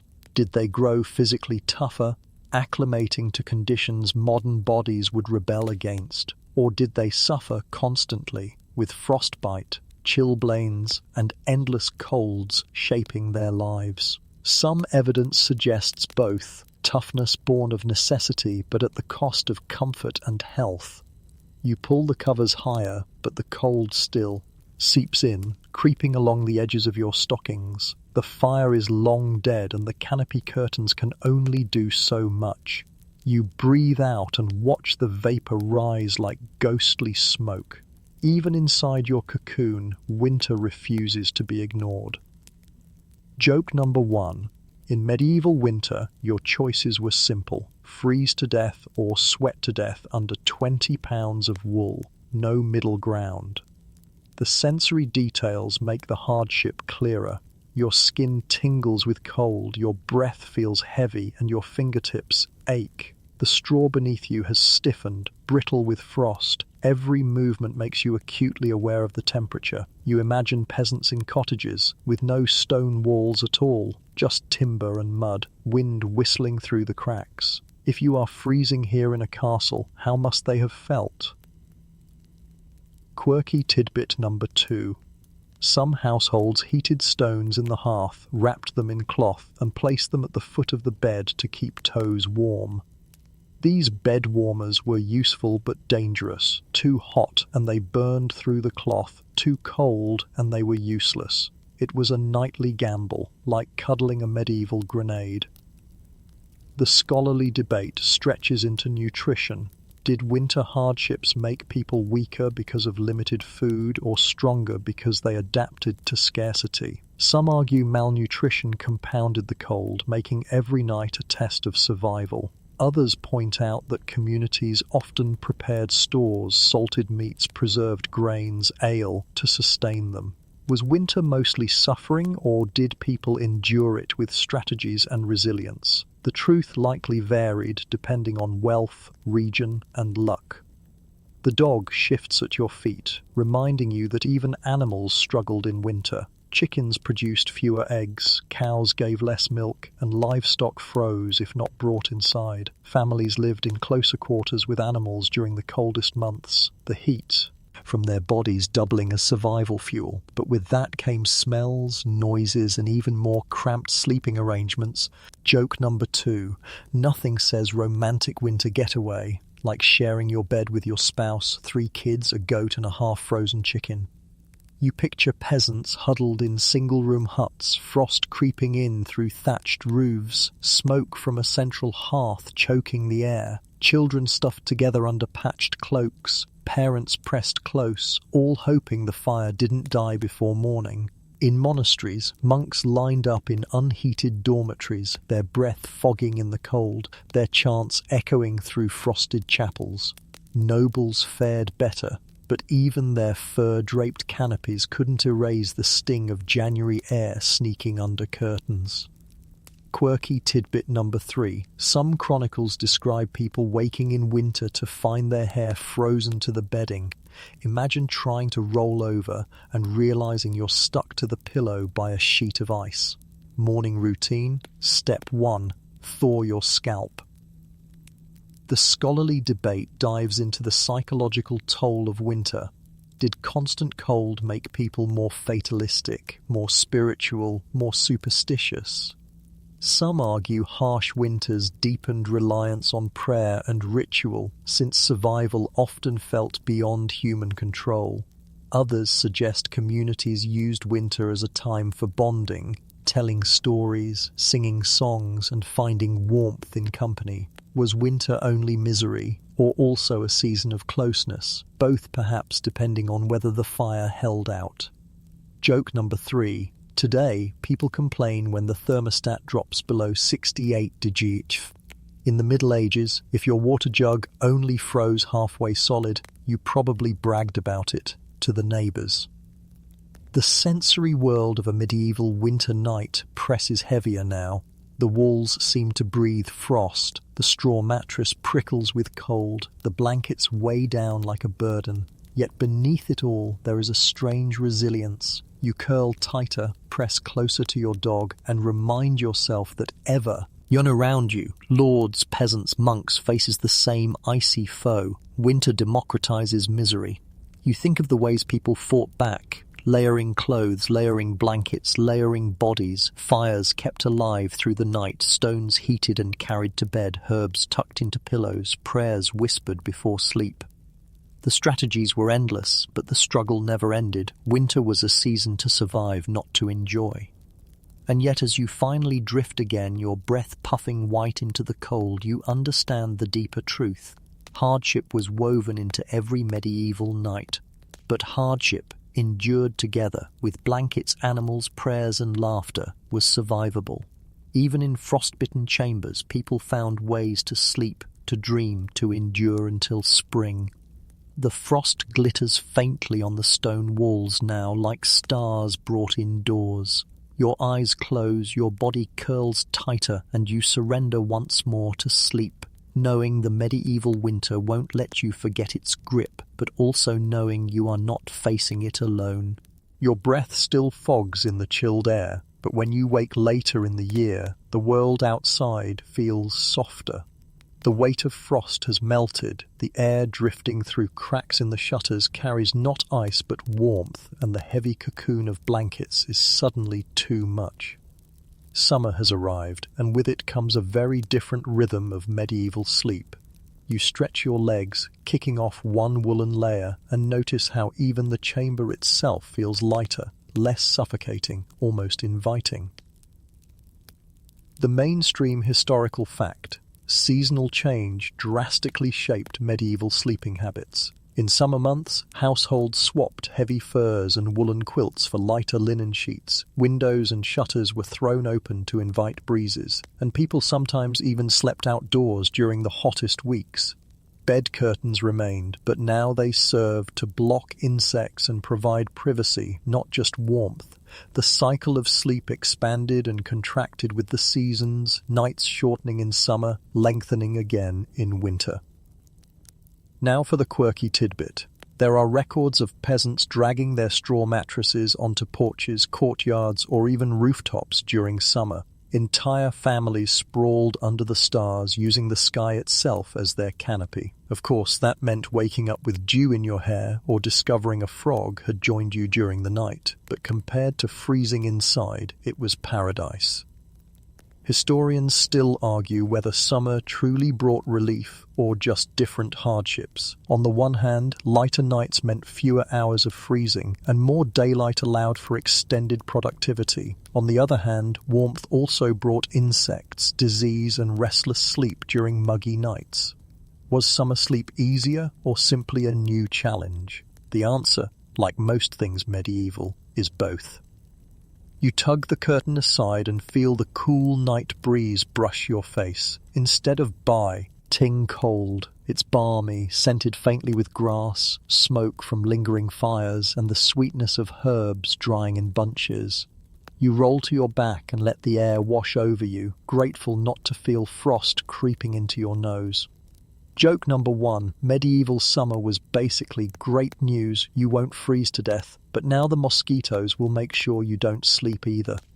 The sensory differences are striking. The straw mattress feels less scratchy without the weight of 10 blankets pressing you into it. The air smells fresher, lighter, tinged with hay and ripening crops instead of damp stone. The soundscape shifts too. Instead of the howl of winter winds, you hear crickets, frogs, or the low hum of nighttime workers still finishing chores. Sleep feels less like a battle and more like a negotiation. Quirky tidbit number 2. Some households hung herbs like tansy or rue around their beds in summer specifically to repel insects. Imagine your canopy not just as a privacy curtain, but as a bug net laced with strong-smelling plants. Not quite citronella, but the same principle. The scholarly debate explores how people adjusted schedules in summer. Did they sleep less because of longer daylight? Some records suggest peasants rose earlier, often before dawn, to take advantage of cooler morning hours for labor. Nobles, meanwhile, stayed up later, enjoying outdoor feasts, music, and conversation beneath torchlight. Summer nights may have been shorter, but they were often livelier. You imagine a noble household during summer. The windows are wide open, tapestries billowing faintly in the breeze. The fire is small, if lit at all, and the bed is dressed in linen instead of fur. Laughter drifts faintly from the courtyard where late-night revelers drink and talk beneath the stars. You, however, curl in bed, grateful for a night that feels less like a struggle for survival. Joke number 2. Peasants didn't need alarm clocks in summer. Roosters, church bells, and neighbours already yelling about chores at 4 a.m. did the job just fine. But summer brought its own anxieties. Heat could make rooms stifling, especially in crowded peasant huts. Open windows let in breezes, yes, but also let in thieves, pests, and unwanted noises. Families sometimes spread out to sleep in barns or fields, escaping the suffocating air indoors. Sleep was lighter, more interrupted, more exposed.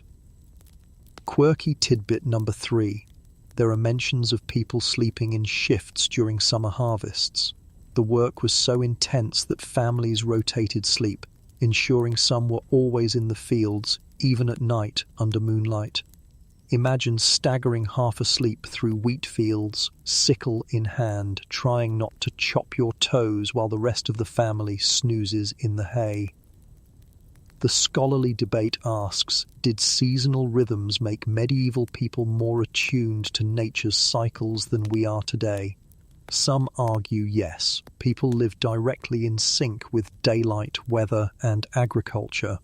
Others caution against romanticizing it, pointing out that these cycles often left people exhausted, sleep-deprived, and overworked.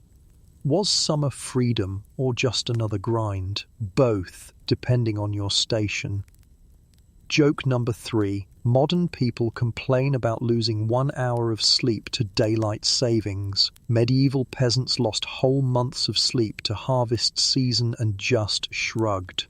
The sensory experience of summer sleep sharpens in your imagination. The sheets feel lighter, almost slippery against your skin. Your nightcap is discarded, your toes finally free of woolen stockings. The air hums with insects, buzzing faintly near the window. Sweat prickles your neck, but the breeze soothes it. You hear distant laughter from workers sharing an evening drink, the occasional bark of a dog, the low thud of a car. Rolling home late. Summer nights are alive in a way winter nights never were. And yet, even here, hierarchy intrudes. Nobles reclined on feather mattresses beneath embroidered linen perfumed with rosewater. Peasants sprawled on bare straw, their doors wide open, hoping to catch a breath of air before morning chores returned. Servants lay in corners ready to rise at a noble's command even on the warmest nights. Comfort varied, but the underlying truth was shared. The seasons dictated sleep. You close your eyes again, imagining yourself on a rooftop bed, the stars blazing overhead, a gentle breeze keeping you cool. You smile faintly, thinking that for once the night is not an enemy. For once, you can drift into dreams without worrying about frost or numb toes, and yet you also know the sun will rise early, tugging everyone from bed far sooner than you'd like. The medieval summer night is shorter, lighter, and less cruel, but it's no paradise. It is another compromise between body, environment, and necessity. You sigh, adjusting on your straw mattress, and let yourself drift once more, aware that this reprieve will end, that winter will return. But for now, the warmth is enough. The summer breeze fades from memory, and when you next wake, you are not in your familiar chamber. The ceiling above you is low and smoky, the air thick with the mingled scents of sweat, ale, and wet straw. Voices murmur around you, some snoring, some whispering in foreign accents. You've spent the night not at home, but on the road, lodged in a medieval inn. Here, sleep takes on a new shape. Travel lodgings that make even your straw mattress back at the castle feel like a luxury. The mainstream historical fact: medieval travel was grueling, and safe places to sleep were scarce. Inns, monasteries, and taverns offered lodging to travellers, but conditions varied wildly. Some inns had private chambers for the wealthy, but most people slept communally in large halls, often packed shoulder to shoulder with strangers. Mattresses were simple pallets of straw, blankets were shared or not provided at all. Privacy was non-existent. If you wanted comfort, you brought your own bedding along the road. Now for the quirky tidbit. Monasteries often provided the most reliable places to stay. Monks, bound by vows of hospitality, welcomed travellers with food, drink, and a place to sleep, though you might be expected to rise early for prayers whether you wanted to or not. Imagine nodding off after a long journey, only to be shaken awake at 4 a.m. for chanting, sleepover with monks, part shelter, part alarm clock. Historians still argue whether inns were centres of camaraderie or dens of vice. Some records describe them as lively hubs where travellers swapped stories, shared food, and bonded.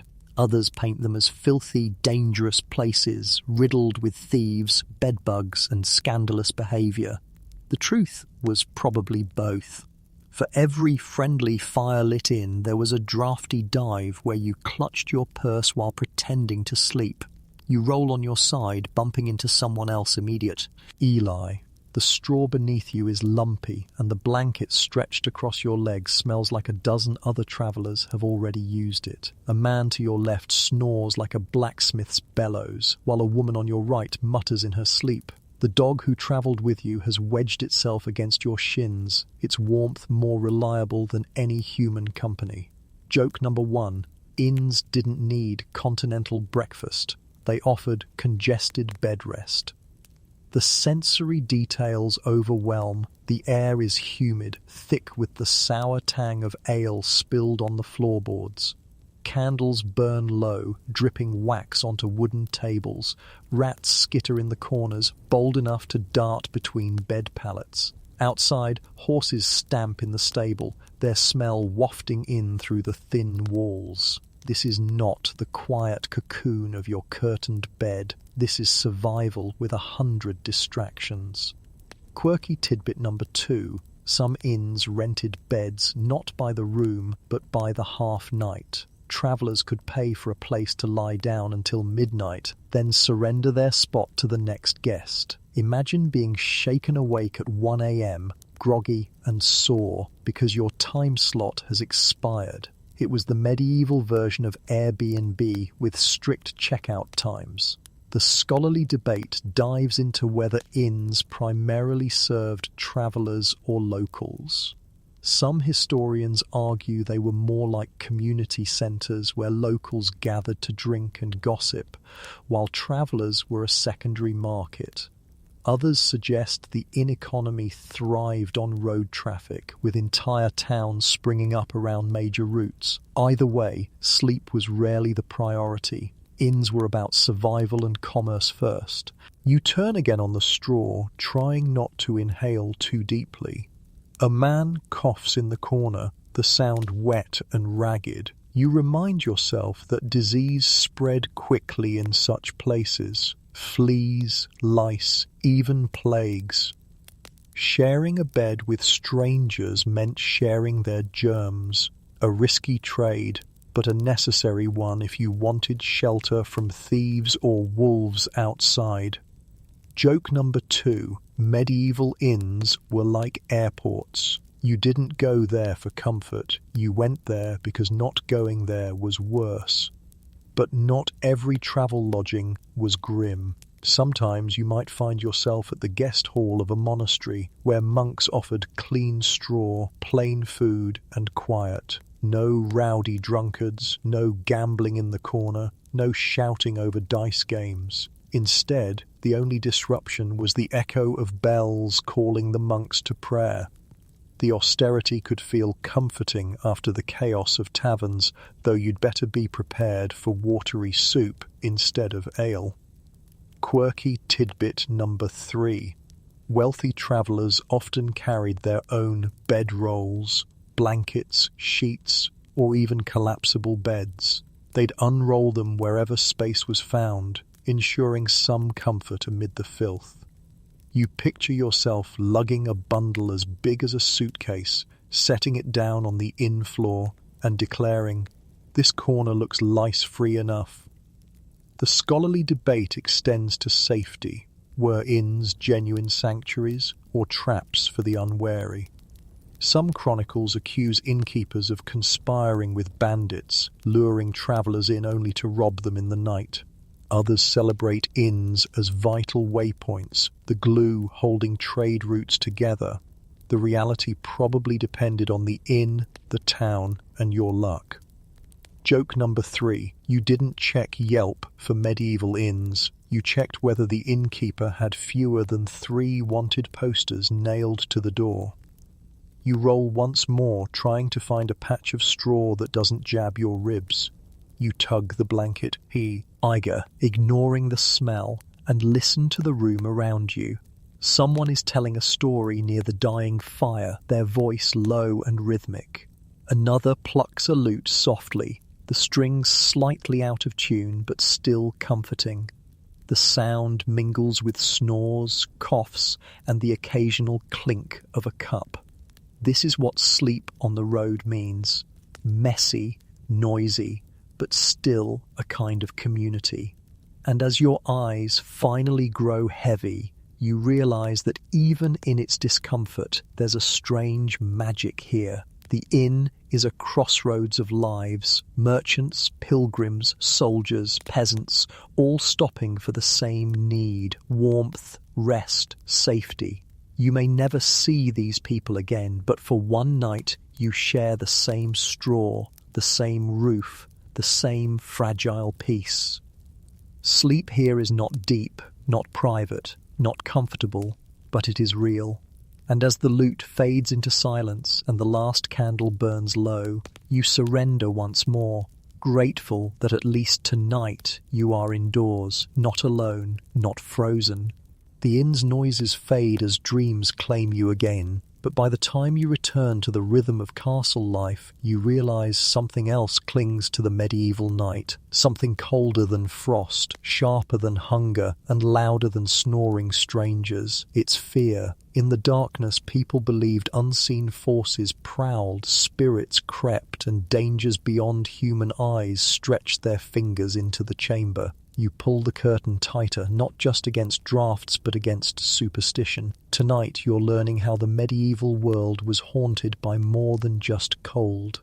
The mainstream historical fact: superstition permeated medieval life, especially at night. Darkness was associated with sin, temptation, and danger. People believed demons prowled the hours after midnight, witches crept through keyholes, and restless souls wandered halls. Protective rituals, crossing oneself, muttering prayers, hanging amulets, were common before sleep. The night was not just a physical danger, it was a spiritual battlefield.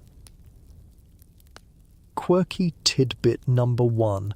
One widely held belief said that evil spirits could enter through your mouth while you slept. That's why some people pulled their nightcaps or blankets over their faces, not just to stay warm, but to keep the devil from slipping in during a snore. Forget sleep apnea masks. This was medieval ghost-proofing. Historians still argue how much weight these beliefs carried in everyday life. Were people constantly terrified, or did they treat superstition like background noise? Important, but not all-consuming. Some argue peasants genuinely feared nightly demonic attacks, while others suggest people rolled their eyes at certain tales but practiced rituals just in case. After all, better safe than possessed. You curl deeper beneath your bedding, listening to the faint whistle of wind in the corridor. To a modern ear, it's nothing, but to a medieval sleeper, it might be a banshee wail or a spirit slipping through cracks. You cross yourself, just as countless others did, and whisper a prayer you barely remember. Joke number 1, medieval people didn't say, "sweet dreams." They said, "hope Satan doesn't use your nostrils as a doorway tonight." The sensory experience intensifies. Shadows flicker on the canopy curtains, taking shapes that your tired brain insists look like clawed hands. The smell of smoke hangs heavy, but beneath it is something earthier. Herbs tucked under the pillow, charms tied at the bedpost. You touch the cold iron key dangling nearby, a common talisman meant to repel witches. It feels heavy, grounding, even though you're not entirely sure it works. Quirky tidbit number 2. Some households scattered salt around their beds before sleep, believing it created a barrier no spirit could cross. You picture yourself carefully pouring a ring of salt on the straw floor, then realizing you've basically seasoned your mattress like a steak. The scholarly debate here is fascinating. Did superstition genuinely shape behavior, or was it exaggerated by chroniclers and clergy eager to depict peasants as fearful? Some evidence shows practical use of charms and prayers, while other records mock such practices as foolish. Was the night truly a battlefield of demons, or mostly a reflection of human imagination? The line blurs, much like the shadows on your curtain. The fear of nighttime spirits wasn't only Christian, it mixed with older pagan traditions. People whispered of fairies who stole babies, elves who sat on chests to cause nightmares, and shapeshifters roaming villages. The modern phrase nightmare itself comes from the Mara, a malicious spirit said to sit on your chest, crushing your breath. If you wake suddenly, gasping in the dark, you don't call it sleep paralysis, you call it an attack. Joke number 2. Medieval advice for sleep paralysis was basically, yep, that was a demon. Good luck tomorrow. Quirky tidbit number 3. In some places, people placed shoes by their beds pointing outward. The idea was that if a spirit entered, it would follow the shoes out instead of bothering the sleeper. Imagine explaining to your partner, "No, I didn't forget to tidy up. I was just demon-proofing the room with footwear." The scholarly debate stretches into how superstition intersected with health. Some physicians argued that demons caused nightmares, while others blamed indigestion. Heavy food before bed could summon visions, but so could restless spirits. Was your dream of being chased by a wolf caused by too much roasted mutton, or by a demon clawing at your soul? Doctors disagreed, priests offered prayers, and you were left clutching your amulet just in case. Joke number 3. Modern people pop Tums before bed.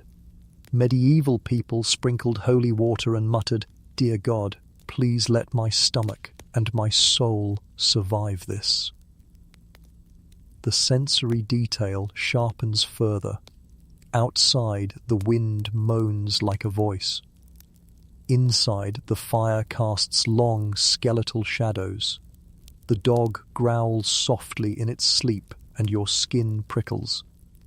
Does it sense something you don't?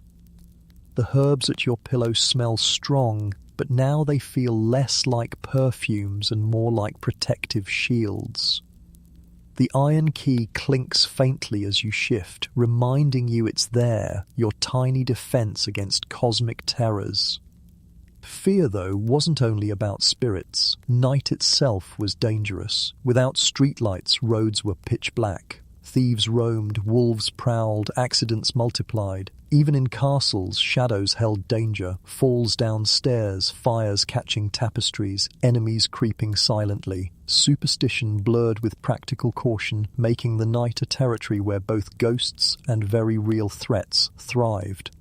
As you curl deeper, you understand that medieval superstition was more than silly stories. It was a way of naming the fear that came with darkness, of wrapping meaning around sounds, shadows, and sensations. Maybe demons weren't crawling through rafters, but fear was, and charms gave that fear a shape you could fight. Your eyelids droop, the iron key cool against your palm, the smell of lavender sharp in your nose. Shadows flicker, but you convince yourself they're just flames. You mutter one last prayer, not entirely believing, but too tired to risk skipping it. The medieval night is crowded with more than people. It's crowded with beliefs, fears, and unseen companions. And as you drift, you accept that this, too, is part of sleep, not just rest, but resistance against the dark. The shadows of night finally begin to pale. Somewhere outside your shuttered window, the first hint of dawn filters into the sky, staining the horizon with a dim silver glow. You stir beneath your blankets, stiff and sore, the straw mattress crunching as you shift. The dog uncurls itself, stretches with a soft groan, and shakes the sleep from its fur. Morning in the medieval world is not a gentle awakening, it's a summons. The mainstream historical fact. Medieval mornings often began at first light, or even earlier. For peasants, dawn meant rising immediately to tend to animals, fetch water, and begin field work. Nobles had more leisure, sometimes waking later, but their mornings still began with servants bustling in, carrying water for washing, lighting fires, or preparing clothes. There were no alarms except for roosters, church bells, or simply the ache in your bones telling you it was time to get up. Now for the quirky tidbit. Washing in the morning often meant splashing icy water directly on your face from a basin. In winter, that water might have frozen solid overnight. Some accounts describe servants breaking ice on top of jugs just so their lords could rinse. Imagine trying to wake up with a faceful of medieval ice bath, move over, cold showers. This was the original shock therapy. Historians still argue about how much sleep medieval people actually got. Some suggest 6 to 8 hours across first and second sleep, while others point to longer nights in winter leading to more total rest. Did people rise refreshed or perpetually tired? The debate continues, but the consensus is clear. Waking up meant work, no matter your status. You drag yourself upright, feeling the stiffness in your limbs. Your back aches from the straw mattress, your nose still numb from the cold air. The fire has long since died, leaving only faint grey ash. You pull on your tunic, tuggy, nang ite over your linen shift, and brace yourself for the shock of washing. Joke number 1. Medieval skincare routine. Step 1. Splash freezing water on your face. Step 2. Regret being alive. The sensory details flood in. The water is sharp, biting at your skin, making your teeth chatter. Your breath puffs visibly in the cool morning air. Outside the canopy, servants shuffle in, carrying buckets, clattering with jugs, and whispering among themselves. The smell of smoke begins to rise as they coax a new fire into life. The chamber slowly brightens, not with sunlight yet, but with activity. Quirky tidbit number 2. Lords and ladies sometimes used scented water for washing, rose water, lavender water, or even wine. It wasn't about cleanliness so much as fragrance, covering up the odours of the night. Peasants, meanwhile, made do with plain cold water from the well, if they washed at all. The scholarly debate dives into hygiene. Did people wash daily or only occasionally? Some argue that medieval households valued frequent washing more than stereotypes suggest, though often with just hands and face. Others insist cleanliness was sporadic, tied to availability of water and season. Either way, the shock of cold water was a universal part of waking. Once washed, you turn to breakfast. If you're a peasant, that means coarse bread and perhaps ale. If you're a noble, you might enjoy a richer spread of bread, cheese, or even meat. Food fuels the day, but it's simple, quick, and eaten with the urgency of tasks waiting outside. Joke number 2. Medieval breakfast. Would you like bread with your bread? Or maybe some bread on the side? The sensory environment of morning is full of noise. Roosters crow, dogs bark, servants call out orders, peasants shuffle off to fields, church bells toll. The sleepy silence of night evaporates into a cacophony of daily life. You rub your eyes, wishing for just another hour in bed, but you know that's a luxury few can afford. Quirky tidbit number 3. Some nobles like to have musicians play quietly as they dressed in the morning, turning the start of the day into a performance. Imagine waking to a lute serenade instead of an alarm clock. Romantic until you remember the musician had probably been awake since before dawn, cursing softly as he tuned his strings. The scholarly debate examines whether mornings were seen as holy or merely practical. Monastic communities certainly viewed dawn as sacred, rising for prayers at first light. For peasants, dawn was more about survival, with fields and animals waiting. Nobles straddled both, sometimes attending chapel at dawn, sometimes lingering in bed until servants finally insisted. Was morning primarily spiritual or agricultural? The answer depended on where you slept. Joke number 3. Peasants prayed in the morning too, but it was usually something like, "Dear God, please make this goat stop biting me before I've even had my bread." The sensory rhythm of morning sharpens. Your body is sore, your stomach empty, your hands stiff with cold. You shove your feet into boots still damp from yesterday's mud. The straw mattress behind you still holds the shape of your body, but you won't see it again until night. The cycle begins anew. Day full of labor, evening full of ritual, night full of blankets and prayers. You glance around the chamber one last time before stepping into the day. The bed looks less inviting now, a mess of wrinkled linen and crushed herbs. The dog trots toward the door, tail wagging, ready for scraps and sunlight. Servants bustle, the lord stretches, the lady calls for water. Beyond the castle walls, peasants are already in the fields, their breath fogging in the dawn.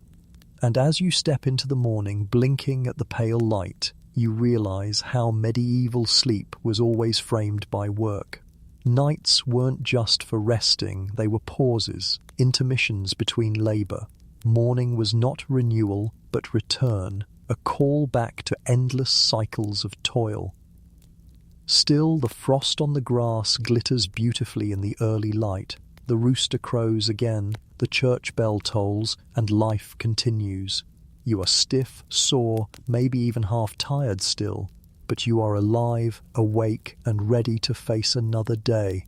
The rooster's crow fades into the distance, and as you step fully into the morning light, you find yourself reflecting on the strange journey that the medieval night has been.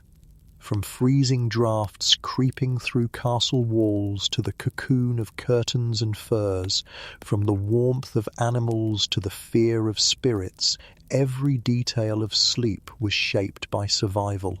The echo of those struggles lingers even now in the way we still crave warmth, coziness, and reassurance before drifting off. The mainstream historical fact: many of the practices you've lived through, layered bedding, nightcaps, herbal sachets, even segmented sleep, echo in modern traditions.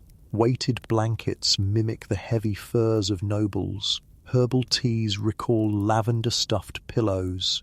The desire for a private, enclosed bed evolved into modern bedrooms with doors and curtains. Sleep remains central to human life, and though the context has changed, the instinct is the same: create safety, comfort, and warmth in the face of the night. Now for the quirky tidbit. Some medieval households believed yawning left you vulnerable to spirits slipping in. People covered their mouths instinctively when yawning, not just for manners but for spiritual defense. Next time you cover a yawn, remember, you're echoing a medieval superstition without even knowing it.